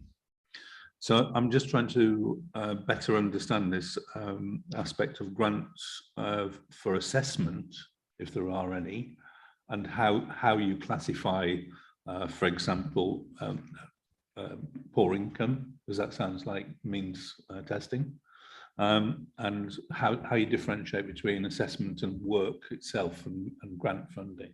Perhaps you could just give us a little bit more idea about that. Thank you. So in terms of assessing the potential suppliers, because the procurement hasn't gone live, I can't go into all of the detail on that, but broadly what we'll be doing is we've got a number of questions around experience, technical requirements, so do they have the relevant certifications that are required, and case studies and examples. So these are sort of the mechanisms we use to start trying to ascertain if the suppliers are competent and have that track record and ability to deliver. In terms of the grant, at the moment, the income threshold is set at a household income of £30,000 or less. And alongside also the house having an energy performance certificate rating of D or below. And those are the criteria that's set by government. We then have to, so the energy performance certificate is a fairly straightforward thing to do because we just go online and look at the certificate. The income level is where we're having to have those more in-depth discussions with residents to try and understand and get some sort of proof, if you like, that they do fit into that category. And that was some of the bureaucracy that Councillor Tierney was referring to earlier. And the way we're doing that currently is partly we can look at some of our own council records. So if we know people are already on different benefits, for example, we know that they're already below that threshold. And then we go from there in terms of having those conversations. Thank you very much. Councillor Hathorn. So this is a knotty problem, which probably doesn't have a solution. In the Household Support Fund, there's a requirement that a third of the money goes to older people. And that's proved really challenging because these are people who don't necessarily want to come forward and receive sort of benefits and whatever. Those are also households who I think are really likely to be in fuel poverty. You know, they're at home all day. There's a really knotty problem there. They're harder to reach, I think. And they're also at risk of mis-selling. And I have a friend who's had a mis-selling incident with an older parent this week. There's been reports on social media in the village, and my mum had the same. Do we have any solutions, or, you know, what has happened? Is there anything we can do there? So that is, as you say, a really knotty problem and something that we are acutely aware of. And we know from previous schemes that actually targeting the people that the schemes are designed to target can be really problematic, because quite often they're vulnerable already and have, so many other things going on, that actually the concept of allowing someone to come in and traipse around their home and make all of these changes can be a challenging sell, even when we're saying that we're doing this all for free and it will save you money in the long run. So one of the ways we are dealing with this is partly in how we're targeting the households. We are falling back, I must say, on it's the county council or the district council named doing this with named contacts to give that assurance that this is a reputable scheme. We're also working with our suppliers. So one of the things that we've got very clear and key in our specification, and then we are evaluating on in the procurement exercise, will be around the market engagement piece and how they go about doing that, setting around parameters for things like door knocking, DBS checks, all of those sorts of things, to provide all the assurance we can that our suppliers will do things in the right way. And then from that point, it's about having that ongoing dialogue with residents, providing ourselves as that point of contact.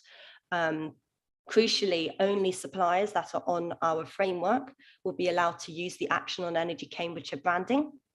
And so we're hoping that as well will provide a bit more confidence that they are indeed who they say they are and that they're affiliated with us in some fashion. Does the Action on Cambridge branding as well connect to the council? So it's like reinforcing. Yes, so the idea is that we've got Action on Energy Cambridgeshire, so that as far as our residents are concerned, they see a single seamless scheme. And then it'll be sort of that logo plus all of our other logos underneath. Thank you, Councillor Bradnam again. Thank you, Chair.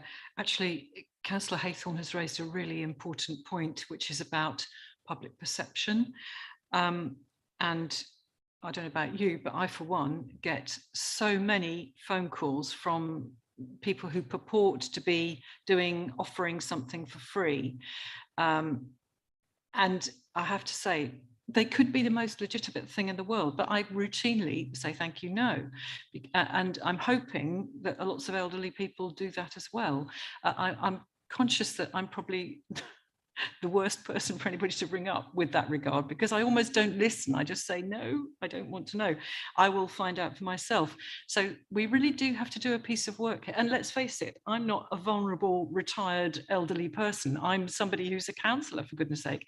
So how are we going to ensure that this Action on Energy Cambridgeshire branding is something that people recognise as being trustworthy? You know, it doesn't just say it in its name. And I do wonder if one of the ways we could do this, certainly in South Cambridgeshire, we have a South Cambs magazine. If we could seek to put advertising in the South Cambs magazine, for example, which goes to every household, it's by definition endorsed by the district council. And I think it is a widely trusted source of information. So I'm just suggesting that kind of advertising might be helpful to this scheme. And if other district councils and the city council have similar publicity, material that is trusted as being a deliverer of trusted services, that might be another way to engage with the public. Have you considered that? Yes, that's very much the approach that we're looking to take. So we're currently going to be developing our communication strategy. And the idea is to utilise all of those existing trusted areas that ourselves at county and all of the districts have access to. We will also be having a website that we can point everyone to as well, which, while I know isn't necessarily universal for everyone, is also a mechanism through which that we can bolster the brand as a reputable source and affiliated with us.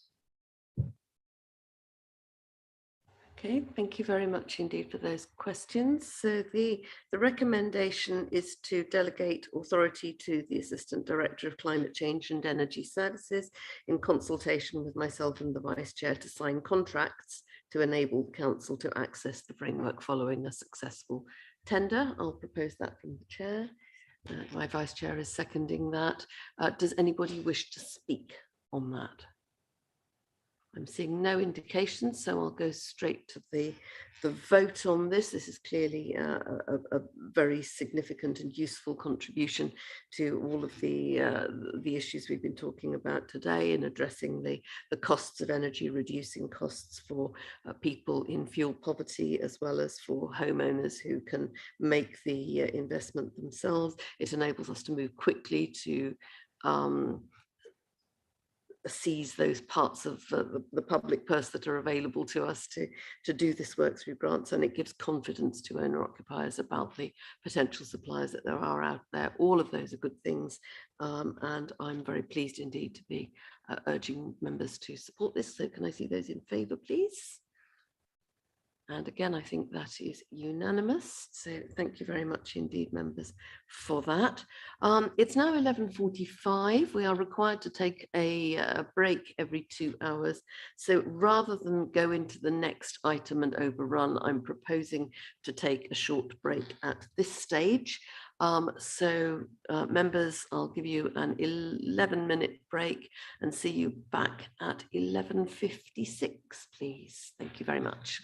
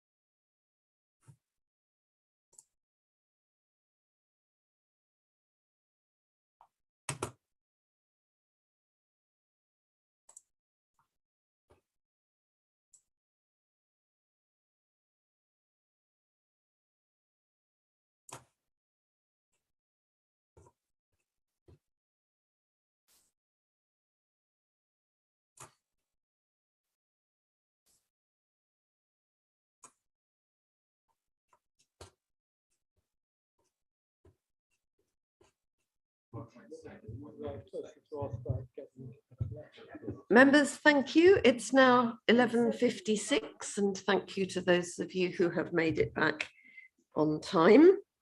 We're now going to move on to agenda item 10, which is the Just Transition Fund proposals, flood management and biodiversity.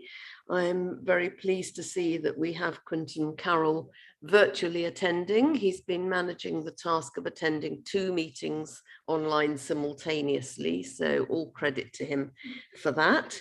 So I'm going to ask Quinton, who's our Head of Natural and Historic Environment Service, to present this report. Thank you, Quinton. Thank you, Chair, and thank you for that introduction. Good morning, councillors. What we're presenting to you today for your comment and approval is a request for funding from the Just Transition Fund to cover off 2 areas of priority for the fund, which is around flood management and biodiversity. What we're looking for in particular is overlaps between the 2. There are effectively 3 elements to this paper, which we put into a single paper for ease. The first one is a project aimed specifically at the market town of March, which we know is an area which is very prone to flooding, as surface water flooding in particular, and especially where surface water gets into the foul system and causes problems elsewhere.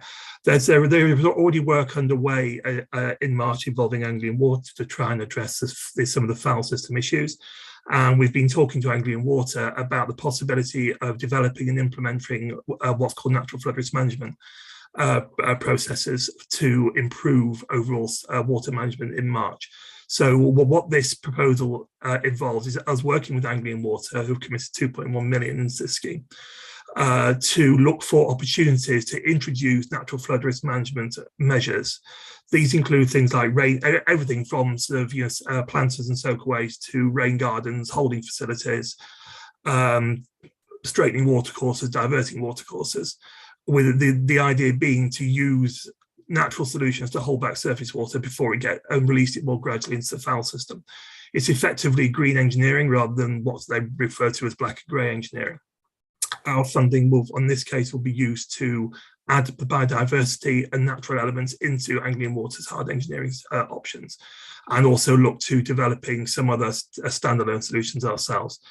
The advantages of this are the partnership approach with Anglian Water, and also it will help us develop natural flood risk management approaches that we can use elsewhere in the county.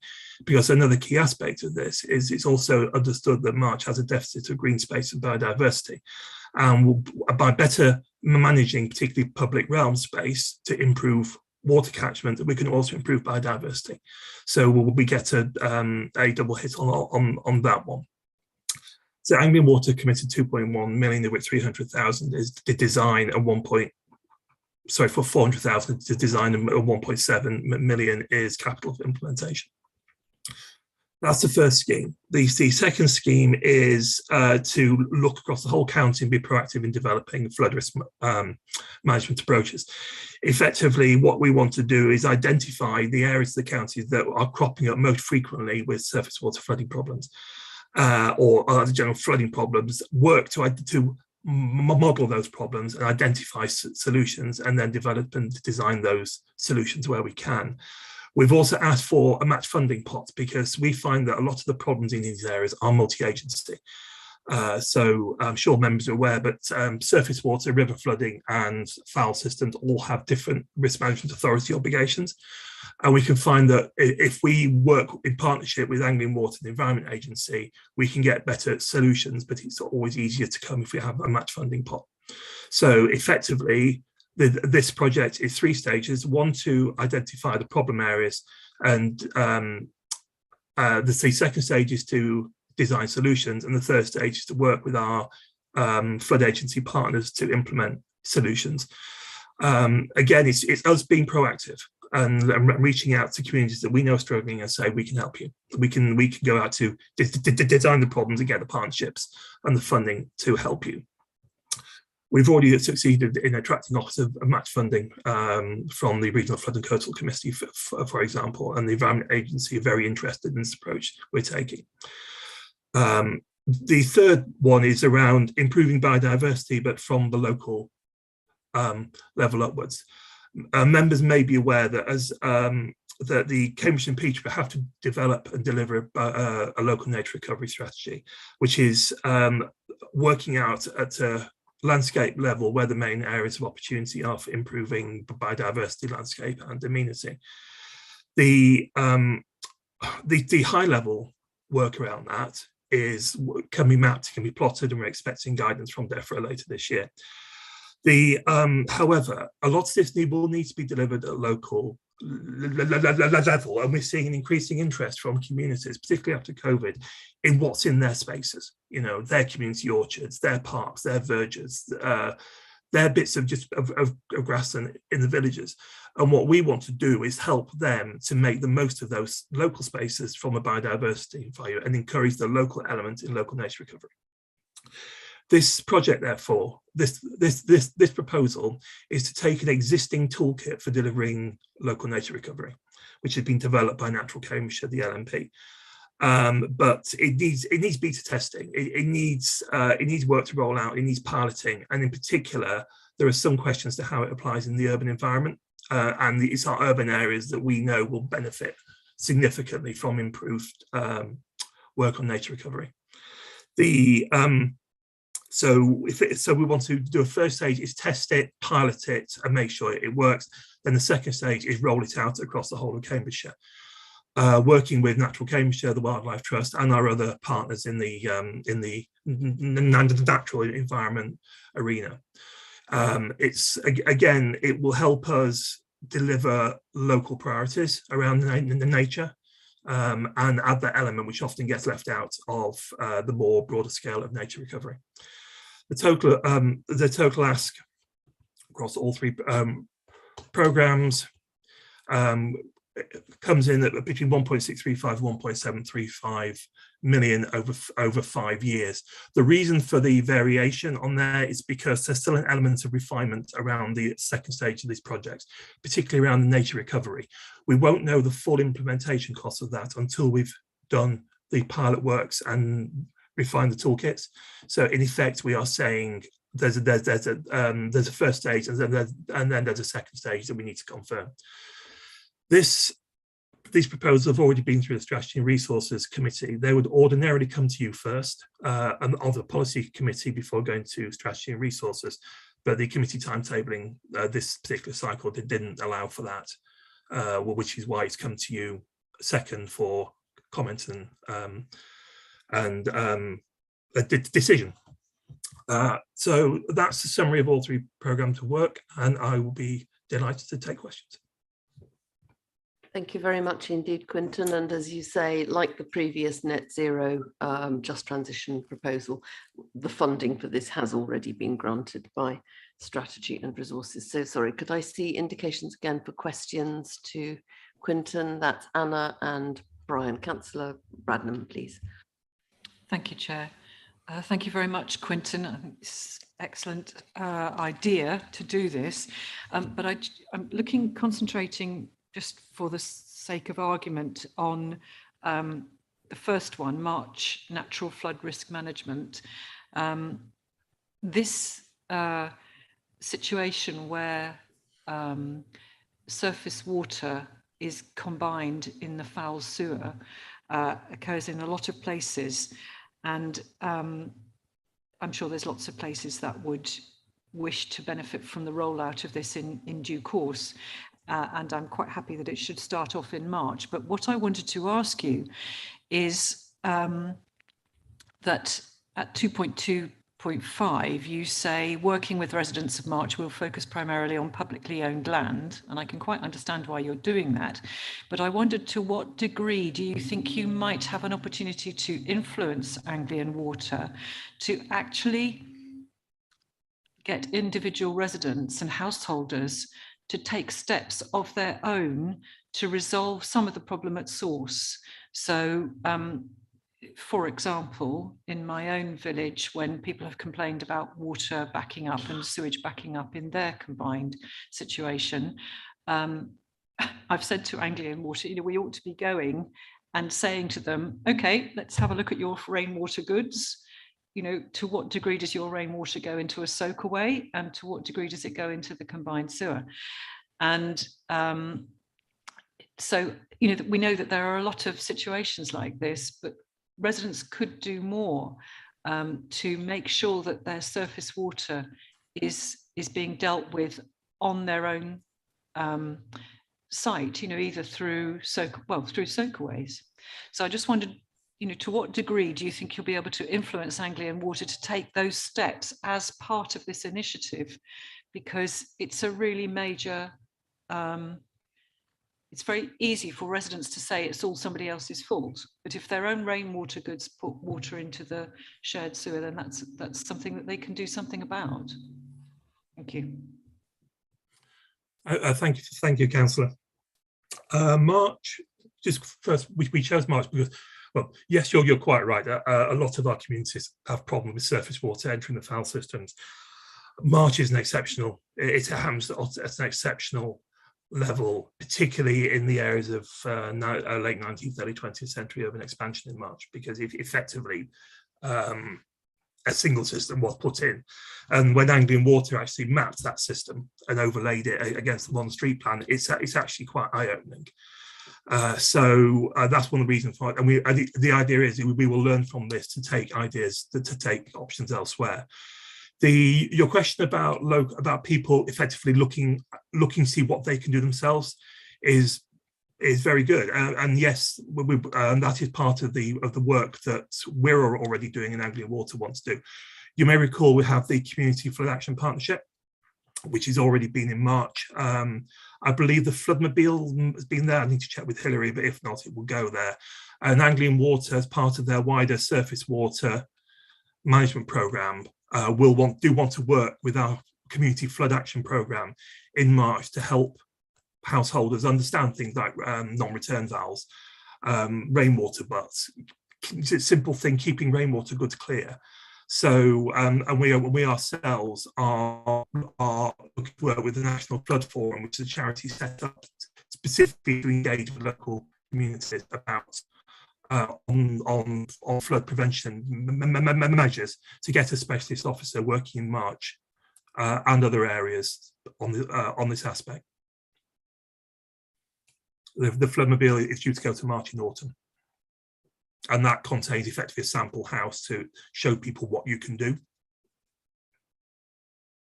Councillor Bradnam, you wanted to come back on this. Thank you, Quintin.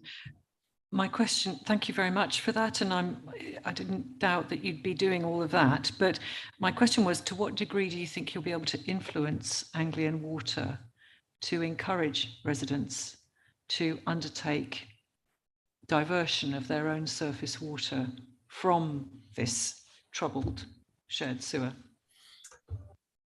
Anglian Water are very aware that the problem is people putting surface water into foul. They want to hold it back. It isn't a matter of diverting it away. It can be simply holding it back for a while and releasing it more gradually. And that is part of they know that, and that's a key part of what we want to talk to them about. So I'm fairly confident that we can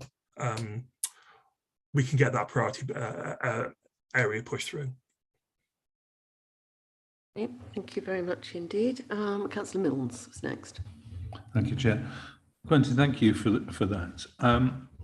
I want to ask about the working practices, and I'm familiar with work by the drainage boards, by district councils with their awarded water courses, and also riparian ditches that we've talked about before, and you've got a policy of now and a fund to help with riparian courses. But often the working practice, the current working practice, is just to strip away, to scrape and slash these waterways. And now that in principle works well for joining the water courses and making them more effective, but that loss of biodiversity that working practice creates is possibly unnecessary. And I wonder whether you've got any thoughts about how you can encourage people to do something in a more subtle way. So, for example, leaving canopies or bowers over the ditches so that it encourages wildlife, rather than wait for it to restore in its own time. Thank you. That's a good question. Yes, I mean, if I go about 30 years, then you would clear a watercourse simply by scraping it out. And you're right, that rips out everything that has biodiversity value into that watercourse. The works on watercourse have to go through a consenting regime. If there's something in there which we think is contrary to our policies, then we will flag it, and we will say that. And I'll be honest with you, it is a balance of how you make sure that watercourse is efficient from a water perspective, as opposed to also maintaining its biodiversity perspective. I would have to say you treat them on a case-by-case basis. I mean, you're quite right about making sure there's sufficient cover over watercourses, but conversely, if that watercourse isn't then maintained, that cover can clog the watercourse. So it's a case of what needs to be done. We are in the process of the community programme of refreshing our riparian maintenance guidance, which is a bit old, and it's in the community flow programme, which effectively does include information. We will include information in there with it's combined with the flood and biodiversity team on how to manage your watercourse to be effective and be an environmental asset. That's due out mid to late August. And the basic idea is, if you have a watercourse, treat it as part of your garden. And look after it properly to sort of get the best benefit from it. So that will come out again as part of this overall wider flood policy work that we're currently doing. Thank you. Very much indeed. Councillor Corney was next, and then Councillor Hathorn. Thank you, Quintin, as well. A comment to start with before question, although you welcome a comment on my comment, I should say. But following on from Councillor Bradnam's sort of comments about the soakaways and things like that, I think we need to be very careful. I think to sort of not steer people in that direction. I think rainwater harvesting is definitely the way, not soakaways. I think that's because the right rainwater harvest system would actually, it reduces people's outgoings as well, because you use that water in various degrees. You can just use it to flush loos. You can take it a step further and use it to wash, plumb your washing machine in with. So, which is something that I'm a big fan of, and I've, some of you will have heard me talk about this before. I bore people to death over it because I think it's brilliant. It's never in our gifts, and it'd be lovely to get to a point where we can put it into, we can make it a policy that all new builds, have to have these. I think it's an absolute no-brainer. And I don't know, the comment, I guess, from you, where you think that any pressure from us to Anglian Water could potentially help this policy change on that. But my question I was going to go to is, a lot of what we're talking about, a lot of the things here, and I really welcome this in March, because I know it's a major issue there. But a lot of the things that we're going to be talking about to sort of help this situation also sort of aligns with what we've already spoken about. It's a side effect of a decarbonisation from previous items on the agenda. I don't know if it's from tree planting and and biodiversity.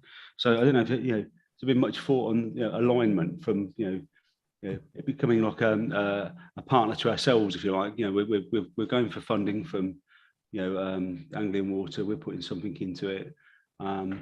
Is there any mileage in sort of connecting up with decarbonisation as well and getting some funding through from that as well?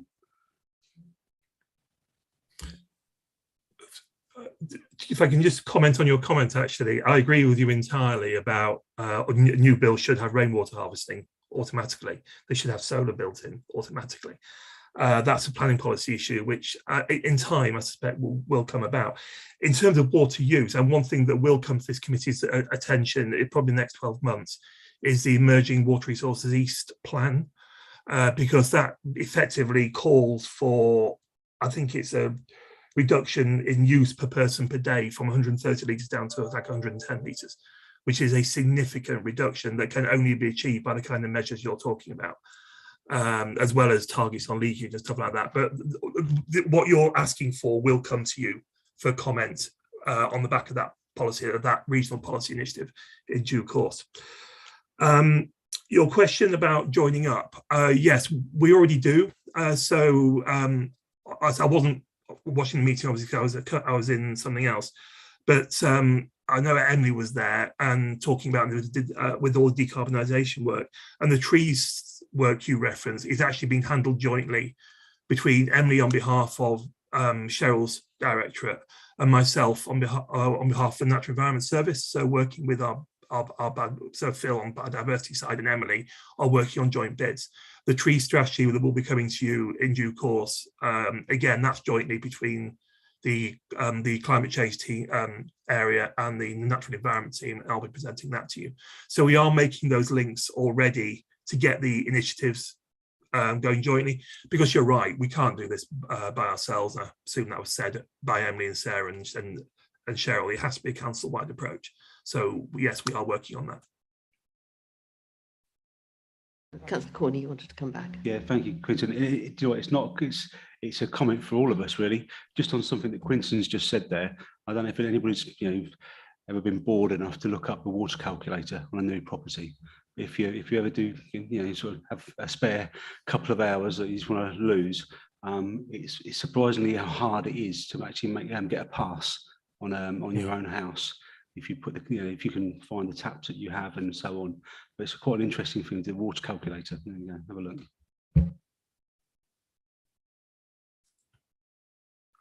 Thank you. And Councillor Hathorn. So yes, I also welcome this paper. I think this probably relates to the third part in particular. I read recently, I've got the headline in front of me, Britain ranks bottom in Europe for nature connectedness. Out of 14 nature surveyed, UK citizens measured lowest for their oneness with the natural world.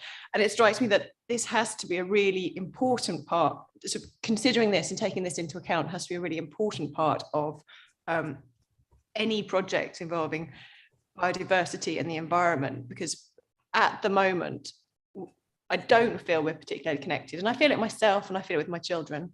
I feel that it's sort of like a niche area, whereas actually if we can increase that oneness and that connectedness, everyone starts thinking in that way. And so it's not just about increasing biodiversity, it's also about increasing everyone's connectedness to it, or understanding, or whatever that language is. So I guess, so my question is part one, is this part of the county council strategy? Is the county council doing anything to address this?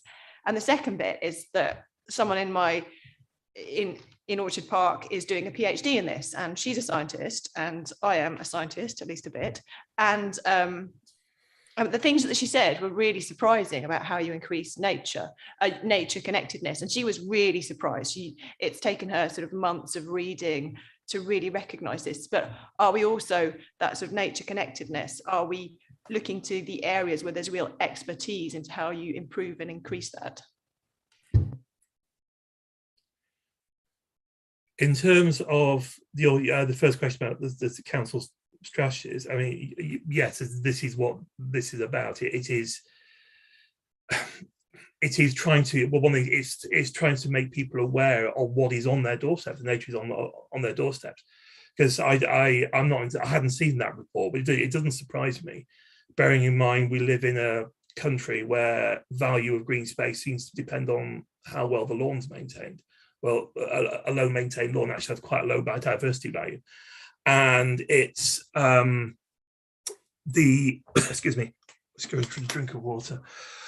So this idea of effectively going out and trying to encourage and empower communities to understand what they have and how they can make the most of it and get the best from it. And a lot of the changes people can make are actually quite small, but they will have a big impact cumulatively across the whole of Cambridgeshire if it's done, especially in the urban areas, especially in the new build developments, where we are very aware of the need for green spaces.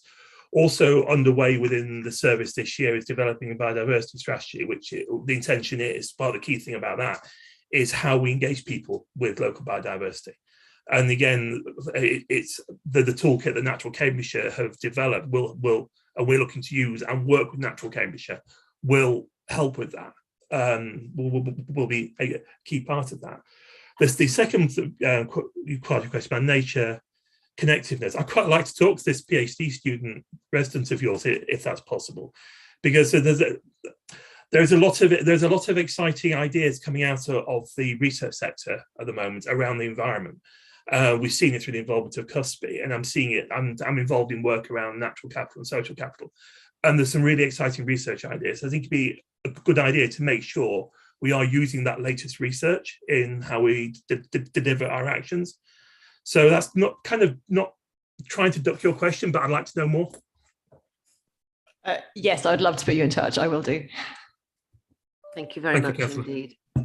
I'm not seeing any more questions, so I'm assuming our member of the public is still not with us. No, okay, I just need to check. I think every time at which I thought we were going to see him. So move now into the debate. The recommendation is to approve the allocation of the funds requested from the Just Transition Fund.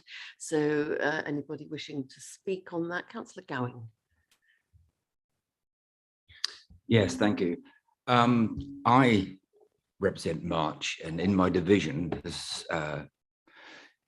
it was just over a month ago, I think, a street was flooded again. And I think the reply back from Anglian Water was it was down to the householder. But Anglian Water do actually have a pump there, which is supposed to clear the water. And I think it goes on to the edge of a plant field to take the water away. But obviously that doesn't work. So I think March does have lots of recurring problems that need to be sorted. So therefore, I will certainly vote for this. Thank you very much indeed. I'm not seeing no other speakers. I'm seeing Councillor Gardner. Thank you very much, Chair. Yes, I fully support this, especially with regard to the flood mitigation designs and solutions. In my particular division, which is Alconbury and Kimbolton, we have got a very active flood group, and there they are putting in leaky dams and what have you, not only to slow the water down and reduce flood risk, but it also increases biodiversity. So I do think it is a very worthwhile scheme, and we should all be supporting it. Thank you very much, Chair. Thank you. Councillor Bradnam, then Councillor Coates. Thank you, Chair. I'm absolutely in support of this, and what I like about it is that it's targeted on the areas that are, of particular concern, but it's also very specific in the way it's looking at our land and the differences that we can make on our land, the verges and the roadsides and green streets, holding ponds, planters. And actually all of this will go to improve our environment as well. So just for the residents, let alone for the biodiversity. So I'm absolutely in support of this. And I admire the, as I say, the specificity of what we're doing here. I like it that we can see what's going to happen as a result. So thank you very much. I support this. Thank you. Councillor Coates. Just wanted to make a comment about all 6 of the items we've had and to celebrate this meeting so far. We've had 2.5 hours of positive meetings with almost unanimous support with exciting schemes. I'm feeling much more positive often than I am at the end of committees. So thank you. And to the team as well who produced them. Indeed, very much so. Excellent. I was really pleased reading this agenda as well. So, right, okay, I think we'll now move to the vote then. So can I see all those in favour, please, of the recommendations? And those against? And those abstaining? Councillor Tierney, thank you. Right, okay, thank you very much indeed. Now, I am afraid that we're on time, but according to my chair's briefing, the next item is going to take 5 minutes, which I think is likely to be impossible. So this is where, not least because this is where it gets slightly messy, I'm afraid. There was an error with 2 of the reports on the published agenda. So in order to enable the committee to consider the correct information in relation to the finance monitoring report and the outturn position, I've accepted these as late reports on grounds, firstly, of the reason for lateness being the error with the published reports, and urgency because the committee needs to be briefed on the current financial position. The reports were published on Monday. You should have received a copy of those via email, and please could you work from those documents and not from the previously published agenda pack, and I apologise unreservedly for the error in presenting these reports today. So the finance monitoring report is agenda item 11, and we have Sarah Hayward, our strategic finance manager, ready and primed to introduce this report. So Sarah, could you let us have your presentation, please? Right, thank you, Chair. So the first of the two items, item 11, is the finance monitoring report as at the end of May 2022. So it's the first monitoring report of the new financial year. On the revenue side, there was a budget reset approved by Strategy and Resources Committee at the end of June. And what this did for this committee's budgets was to allocate 1.2 million to the waste PFI contract to reflect the increased contractual inflation level, and also 1.321 million to the earmarked reserve specifically set aside for the BAT-C works. So that's what's the change to the budget. And then but at this early stage, there's no significant forecast variances to make committee aware of. Basically, everything's on track. So that's on the revenue. On the capital side, the budget reset approved at Strategy and Resources also allocated an additional capital budget of 832,000 to the BAT-C works to reflect the additional works required for this financial year. The capital programme, as members will know, was approved by the council in February, but what we do is we then update it in the first committee of the new financial year to reflect the roll forward. So any unders or overspends from a previous year get rolled forward, and then the budgets are checked and reprofiled. And if there's any additional funding has been identified, that's also reflected in it. So all of these changes are individually detailed in Appendix 6. So you can see how the budget has changed since the February committee meeting, the council meeting. That's all I was going to say on the monitoring report. Are there any questions before we go on to the outturn report? Do you have any questions for Sarah on the monitoring report, which is the first report we're due to consider? No questions on that report. The outturn report is the next item. So if there are no questions, I'll move to the debate, and it's simply to review, note and comment on the report, which I'll take. Thank you for seconding, Councillor Gay. Councillor Bradnam, you wanted to speak. Thank you. As Ms Hayward has said, this is a works that we've already approved and in principle, and is necessary, we know, in order to enable, certainly some of it is to enable the depot, the disposal unit at Waterbeach to meet current EU legislation about, which has tightened up with regard to emissions to air. And since this is in my division, I declare an interest in that. And I would like to point out that I'm very glad that we are doing this. I know we have to, but I'm very glad that we're doing it because hopefully it will improve the situation for residents in Waterbeach. Thank you. Very much, Councillor Bradnam. Anybody else wishing to speak on this? No. So can we review, note and comment? Are we happy to do that? Thank you very much. Agreed. I don't think a vote is necessary, really, but unless you insist. The next item then is the outturn report. Thank you again, Sarah, would you like to move on to that, please? Thank you. On the revenue side, place and economy as a whole underspent by 867k, and that was roughly in line with what we've been forecasting during the year. There were no surprises at year end on the revenue side, which was good, of course. The main issue to bring to the attention of committee is that there was a storm in February which damaged the waste plant roof and meant that the contractor was then becomes responsible for the fully responsible for landfill costs. And so that created a saving of 650k for place and economy. And that 650k was then transferred to the BAT-C earmarked reserve for that purpose. So it hasn't actually affected the outturn position because the money was then set aside for the BAPC works as a priority. So that's on the revenue side. On the capital side, the variances are detailed within the finance monitoring report, within the outturn report. And as I just said, any underspends or overspends are then carried forward and are reflected in the May report, which you've just considered.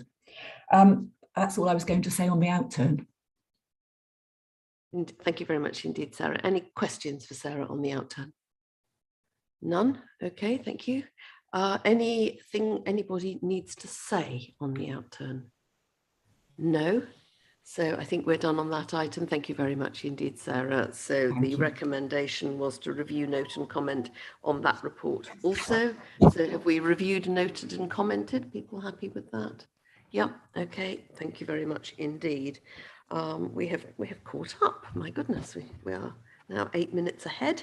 So we're moving on to item 13, which is the committee agenda plan, training plan, and appointments to outside bodies and internal advisory groups and panels. So I'm going to turn to Monica, our Democratic Services Assistant, to update us on any changes to the published agenda. So I would like you to note that the Diving Green Phase 2 and 3 KPIs were both added to the September meeting, and an interim 3 strategy will be added to the agenda on a later date, but it's yet to confirm to where. And I would like to also remind you that the Diving Green briefing is going to take place at 5 p.m. on the 21st of July. Thank you. Thank you very much indeed, Monica. Are there any questions to Monica about the agenda plan or training plan initially? I'll come to appointments separately. No. The recommendations are that we review the agenda plan, the training plan, the appointments to outside bodies, appointments to internal advisory groups and panels, that we appoint Councillor Machini to the London Stansted Corridor Consortium Board, and note the change in the composition of the County Farms Working Group. So I'll move those recommendations and ask my Vice Chair to second. Thank you very much indeed. So is there anything anybody wishes to say about these? I'll take the agenda plan and training plan first. Any comments on those? Councillor Bradnam. Thank you, Chair. It was just to point out that on Appendix 2, the training plan on page 197, I attended the visit to Welch's Dam and it's not listed there. Thank you. If that could be corrected, that would be good. On outside bodies, then we have a list of outside bodies, and I'm going to suggest that we take those on block unless there are any changes being proposed. My one question, Councillor Corney, I noted that Councillor Connor has been the representative to one of the regional flood and coastal committees for the last year, but did not submit a report to annual council, not annual council, to the council meeting. Do you know whether he has been attending and whether he wishes to attend in future? I'll have to come back to you on that if I may. Thank you. In the meantime, then, shall we take those as rolled forward for another year, those appointments, or until such time as we might wish to review those in year? Happy with that? Yep. Okay. Thank you very much. The internal advisory groups and panels, are we content with those? Yep. Appointing Councillor Machini to the London Stansted Corridor Consortium. Yep. Okay. Thank you. And the change in the composition of the County Farms Working Group. Yep. Okay. So if we're happy with those, and it looks as if we all are, I think that's that item done. So the next job is to move the exclusion of the press and public.